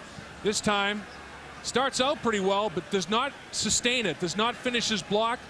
Defender does a good job of separating from the block, and that battle's won by the freshman, Cedric Woodard. They like him a lot. He's a player. A couple of young guys going head-to-head there, though. I mean, you got young people in the football game for both of these football teams. You know who Cedric Woodard's cousin is? Remember Elmo Wright? Elmo Wright, yeah, terrific receiver. University of Houston. Yeah, his cousin. Played against him, or he played against Syracuse when I was in college. Slot to the top on 2nd and 12. Here's the flip to West. He got a block on the corner. West still going. First down yardage to the 30. Well, I'll tell you what I respect about this, Drew, is the fact that Missouri is playing hard. That's what Larry Smith wants, and that's what they get. Good blocking on the perimeter. Watch the fullback lead block. That'll be the key to this as he kicks out. Running back turns it up inside. 1 miss, 2 miss. Third person holds on. It takes 6 different players get a shot at the running back on that particular occasion. Doing a nice job of moving his feet is Devin West. First down at the 30. Jones takes another lick from Westbrook. man. He hits like a linebacker. He is a load. I tell you, he's a physical guy. Carries his shoulder pads around that football field with a little dynamite under him, and he detonates it every once in a while. Yeah, a lot tonight. And I'll tell you, he'll thump people. And he takes pride in when the teammates are watching the defense on film. Westbrook, ooh, oh, what a hit. You know, I mean, that's Westbrook. I mean, that's what he's known for, the flash, the big hit, and it inspires his teammates. Hands down, his teammates voted him the best hitter on the team. He's shown his stuff tonight. West gets to the 20, near a first down. Where is Brock Olivo? Really? Chris Carter made the tackle coming up from his free safety spot. I mean, I don't think, based on what Brock Olivo has done for the university, that his playing time has decreased because of that fumble. I mean, you know, there were a few mistakes made, and I don't think Larry Smith is the type of coach that would decrease playing time over a mistake like that. I don't think he believes in that. Coaches fall over themselves talking about he's a great how wonderful Olivo is. James, people bouncing off of him. 255 pounds or so is not easy to bring down. He'll have the first down. And for an update on Brock Olivo, the ubiquitous one, Lisa Molosky. Lisa. Thanks, guys. Brock has a bruised rib. They do not expect him back tonight. And you know, we've heard so much about what a tough competitor he is. It must hurt badly for him to be out of the ball game, guys. Absolutely right. There's a hill that barely anybody on the football team can run or run consistently in Columbia, Missouri. Yep. He has never been beaten up that hill, so he changed the name. It's now Brock Hill. Corby Jones trying to get to the corner. He will not. Pulled down by Dwight Kirkpatrick, the junior from Waller, Texas.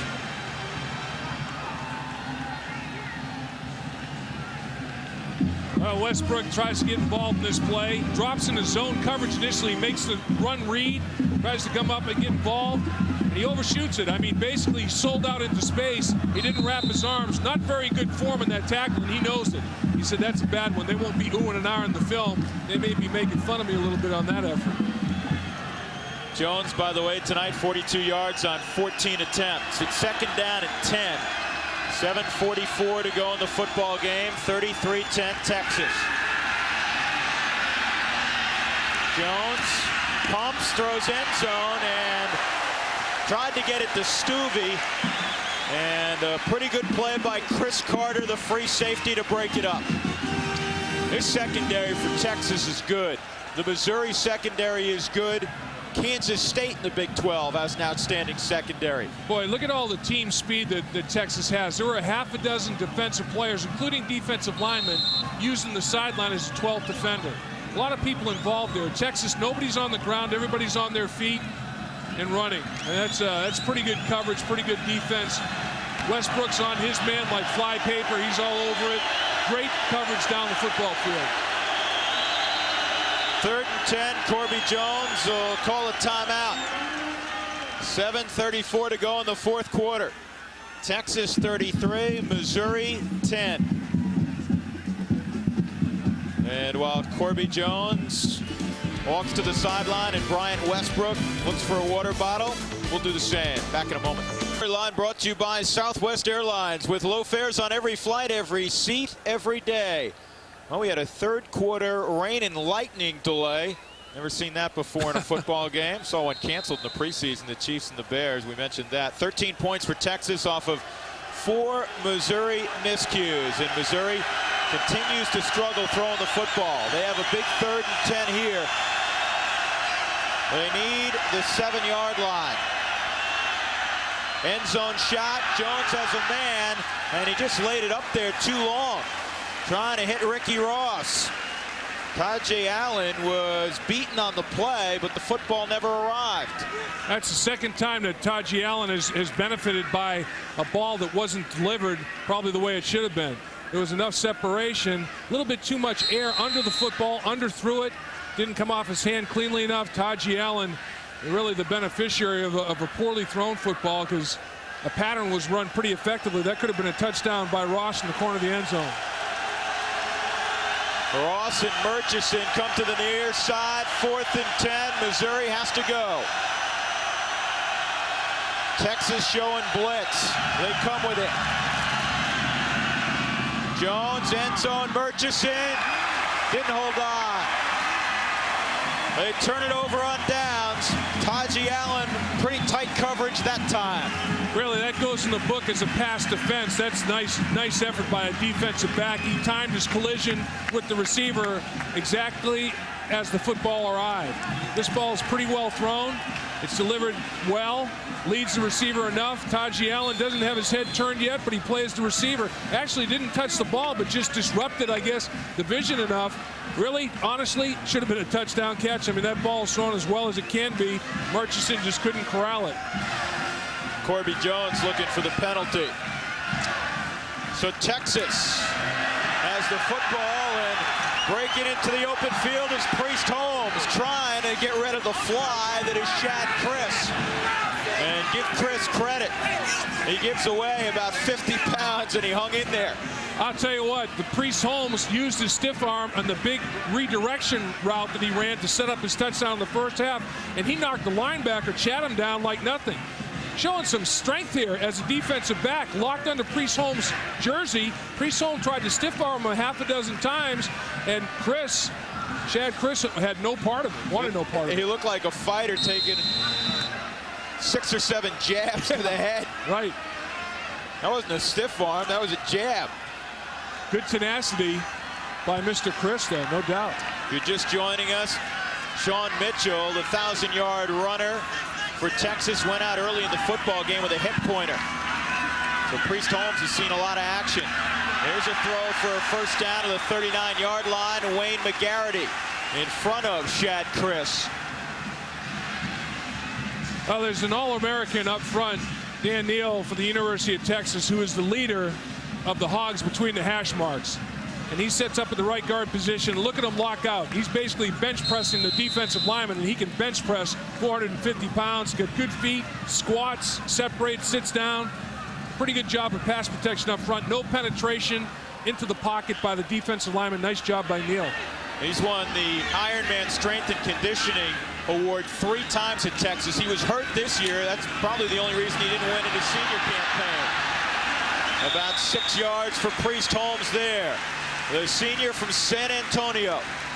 You know, one of the great things about Texas football is you don't generally have to go outside the confines of Texas to load up on talent. There's no doubt about it. Florida and Texas is where you go to get speed.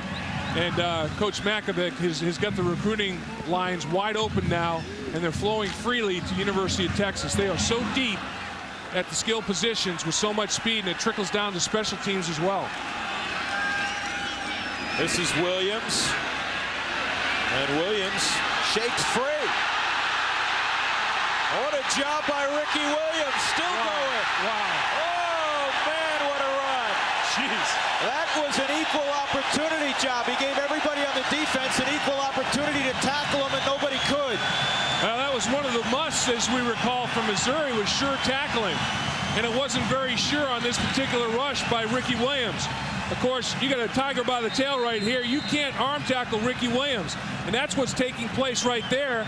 Kevin Ford's trying to hold on for dear life for some teammates to arrive. Ricky Williams breaks free of that, and then he's off to the sideline for a positive gain. Baby Earl, as Richard Walton comes back into the football game for James Brown at quarterback, inside 5:40 to play. A little delay, and running the football for Texas is that Robert Dulhig?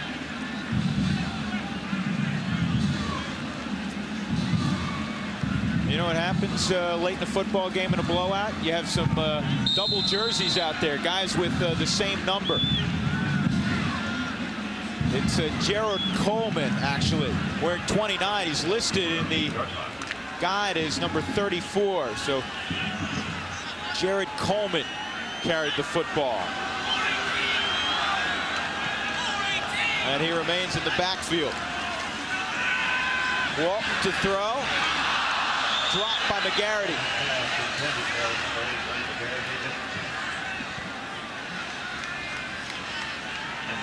Now Ricky Williams closing in on 100 yards rushing. He did that a few times last season, and this guy is a talent. I mean, it's very rarely do you have a guy who is drafted in the 8th round by the Phillies who are paying for his education, and very probably he could end up being a first-round pick in the NFL and have a choice to make. They call him Baby Earl, and that last run was a bit reminiscent of what Earl Campbell used to do. People tugging on those old tearaway jerseys. He'd go through about 10 jerseys a game. Sure. Earl was a man. I mean, I had never seen a guy with more powerful thighs, legs, lower body. He was extraordinary. He ran over so many defensive backs and linebackers that you don't have hands and toes to count them all. I mean, he was incredible. One of the greatest hits I've ever seen a running back put on a player. The hit he put on Isaiah Robertson of the Rams, who was an outstanding linebacker, just knocked him flat over. Here's Ricky Williams. Priest Holmes in the backfield. Whoa, and that's a strike. Right back to Brian White, the sophomore from Deer Park, Texas. White, this shows you the depth of the Longhorns at receiver. White is extremely fast. He caught 4 passes last year. Little play action pass, quarterback separates from the line of scrimmage and throws a rope. I mean, that's very well thrown football. I tell you, the talent just keeps coming and coming. You know, they're well into their reserves now. Coach John Makovic has got it going down here in Austin, Texas.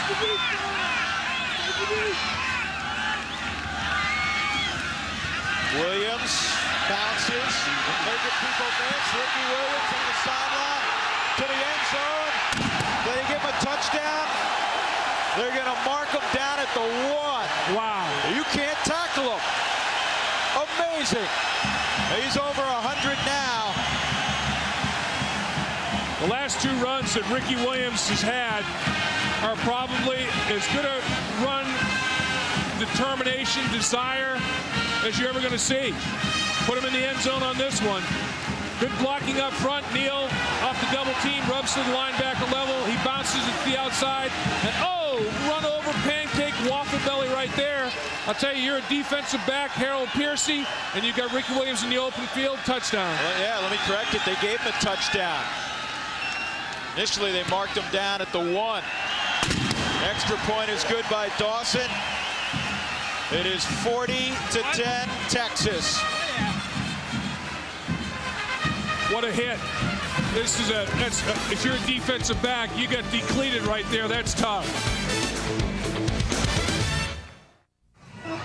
Remember the day when you... The player of the game is brought to you by Power Bar, fuel for optimum performance. And optimum performance for Ricky Williams tonight. 14 trips, 112 yards, a couple of scores, and a lot of yards after the first contact. Yep. 74 yards of those 112 are after the first hit. And there's a good example. Just decleating a member of the secondary and dragging him to the end zone. That is one powerful young man, Ricky Williams. He has made, after initial contact tonight, 73 of those 112 yards. And that's the thing coaches look at. Well, that's yak also, yards after contact. Receivers are yards after catch. Running backs are yards after contact. We got 2 yaks going on. That acronym works. Ricky Williams, the sophomore, and to think that he's 220 pounds and has the kind of lateral quickness is frightening. And I wish I had the hair to wear that hairdo. That takes some time. Yeah. That goes out of bounds. Missouri has the option to take it on the 35 or force Texas to kick it off again. It's been a long night for that young man, the sophomore Corby Jones. He's made some plays, and again early, this was a football game. It's 40-10 now, but it was 20-10 at halftime, and it could have been closer than that. Missouri for a half played right with Texas, and there he meets with his dad. That's going to be tugging at the heart of Mr. Jones, the coach, the dad. You know, it's, after all, not only your quarterback, but that's your son. That's if you're a parent out there, you got to feel for it. Curtis Jones, the running back coach, and a standout with Missouri in the late 60s, played in the NFL. Ooh. Oh, there's a kiss. Bryant Westbrook, hello. sent to astronomy class. Oh, I tell you, he's instinctive. Sometimes he guesses. Sometimes he guesses right. Sometimes he guesses wrong. This time he closed at just an opportune time, and he threw a forearm shiver. I mean, that's a shot. This guy is a physical player at the cornerback position, a la Mel Blount with the Pittsburgh Steelers. Scouts have to drool at his ability. Great cover man, and he'll come up and run support. Heck, you can put him at linebacker. West, they run the same play. And this time West spins free for a moment. Tony Holmes. Westbrook's on the sideline. You know what? I like that. They come right back to Devin West. He might have said, hey, give me the football again. He was hoping Westbrook was out there also. He wanted to return that hit. Yeah, well, that's one thing you have to respect about Missouri once again. There's no quit in the Tigers. Scornia down the middle. Nice throw to the 45-yard line. Brought in by Eddie Brooks. Eddie Brooks a year ago, 13 catches. He's just a sophomore. He's from Blue Springs, Missouri. Well, Missouri's in their 2-minute drill right now. Their hurry-up offense. Scornia is more acclimated to running. And he had a corner route going to Brooks, and he overthrew him. Remember, Scornia was going to run the 2-minute drill right before the half, depending on the conditions of the football game. So with Missouri trying to play catch-up football, they go to their hurry-up mode. Scornia fits the bill. Dr. Pepper Roundup. Colorado wins in the Big 12. Miami hung on after an early battle with Memphis, Michigan, Alabama. They struggled early with Bowling Green. 2nd down and 10 for Scornia and Missouri. And down the middle, a little bit short of Jenkins. 2:40 to go. That ball poorly thrown, honestly. I mean, Jenkins a little bit better throw. Jenkins has got himself a completion. Scornia points to himself, letting Jenkins know that he should have delivered the football in a little bit more catchable way. Watch as the ball goes down the middle. He's open. He's found a seam in the zone, but it's a little bit low. Although it does go between his arms, it shouldn't have been that difficult to catch attempt.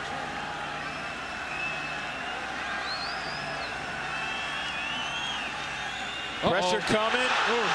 Big hit on the outside, and they're going to say that's an incomplete pass. Oh, Scornia is hurt. Man.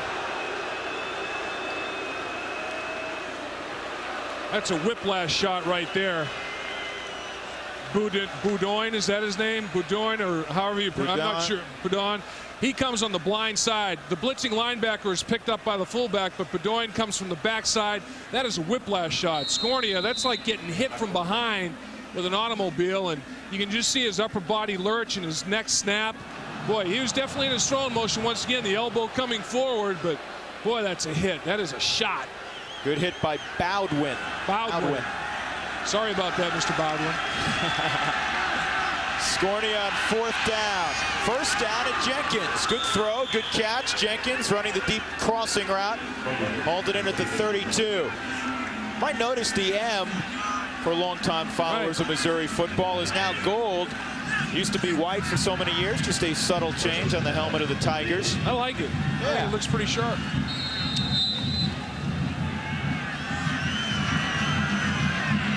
Scornia, and couldn't hook up with Eddie Brooks. Next week for Missouri, they have a week off. Then they get ready for the University of Memphis, and we'll see them again against Clemson on September 21st. And next week we will be in Ames, Iowa.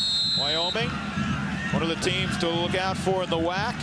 And the Cyclones, we'll get to see a couple of Heisman candidates. Troy Davis for the Cyclones, Marcus Harris, the wide receiver for Wyoming. Wyoming had a white knuckler today. They won by a couple, 40-38.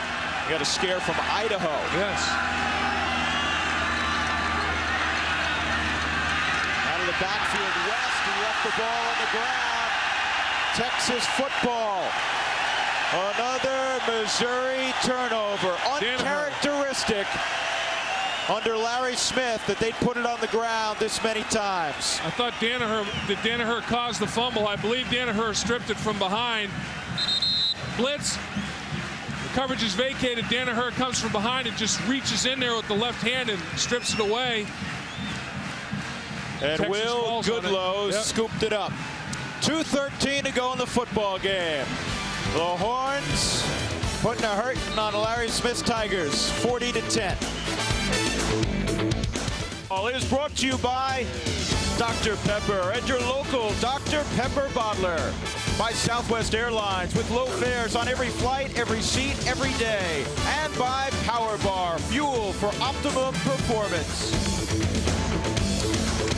Littlefield Fountain on the campus of the University of Texas in Austin.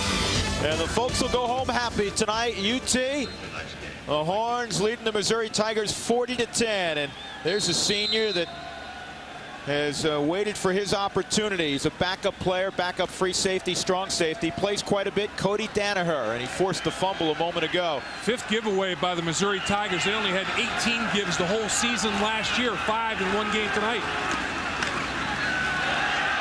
Here's Chris Butcher with the football. Butcher, a redshirt freshman from Longview, Texas. And this guy's a very talented musician, we're told. Plays the piano and the saxophone like my partner Dave Lapham. Yeah, not the violin, though, Dave. You know, not quite as versatile as you were. Violin, that was ugly. I lasted about 30 seconds on that. Coach John Makovic, he's got to like what he sees tonight. You know, you get a 30-point spread against a football team that was salty to start the football game. Butcher goes wide. Bumped out about a yard shy of a first down by Kaldrinoff Easter. And let's take another visit with Lisa Molosky. By the way, guys, just to lead it up, I do play the piano, so we could have quite a trio there, right? That's unbelievable. As long as Lapham and I are left out. Yeah. Because musically, we're that's right. Dave cannot sing. We said Dave can't sing. Exactly. And Lisa, neither can Drew. Lisa, I tried to play the piano once, but my fingers are like hot dogs. I couldn't get across those keys well enough. There you go. Let's watch the play, and then I'll wrap things up. Butcher off tackle. We'll have a first down to the 39. Lisa. Guys, you know, I think one thing to really take a good look at is this football field. It is in remarkable shape considering the rain we had. Any other field, any other place, old turf would have been, we would have been in a mud bowl right now. This is absolutely beautiful, and I think that the Texas Longhorns obviously benefited the most from the rain. They came out very strong afterwards, got pumped up, and there's the score. I guess for a lot of people this may not be a big surprise considering they came in as heavy favorites, but Missouri gave them a good fight. So it was a great ball game. Fun to be here. Yeah, it was. Fun to be undercover, I bet, when it was raining like it was. Okay, rub it in, rub it in. I'm just mentioning that. Brian White pulls it in. Hey, Lisa, great job tonight. Thank you. Real good job, Lisa. And I'll tell you, she just made a great point. Look at this football field. A 48-minute delay, and there's no turf being dug up. It's incredible. They've got this grass field figured out with this drainage system, computerized drainage. You know, I was looking at Lisa's notes earlier in the day, and she has our schedule for the whole year. And next to it says UMD. She has her dad's schedule, the head coach at the University of Minnesota Duluth. She has that schedule also. Butcher gets corralled by Steve Erickson. 29 seconds left in the football game for Missouri. They can take away some positive things from this performance, particularly in the first half. You cannot turn the football over on the road against the 8th-ranked team in the country that many times and expect to pull an upset. Drew, you're right. You know, and they had 3 giveaways in the first half. The defense only allowed 13 points. They bulled their necks twice and limited the field goal opportunities, gave up 1 touchdown. But that's the one thing that Coach Larry Smith is going to be upset about. He despises giveaways, and his offensive football team hurt him giving away the ball too much. This should be the final snap of the game. Butcher knocked down after about 4 yards, and that is that. So the new Big 12 begins in Texas, and John Makovic defeat Larry Smith and the Tigers 40-10, and the two good friends will get together at midfield. Missouri goes to 0-1, but they showed quite a bit this evening in Texas. They got a good start as they wanted to. Well, they did. You know, Texas made a few mistakes in the opener. Missouri made more. Bottom line was, if you turn the football over as many times as Missouri did, you can't beat a quality football team like Texas. 40-10, the final. And we'll come back in a moment. Here's one of many big plays for the Longhorns tonight. Brian.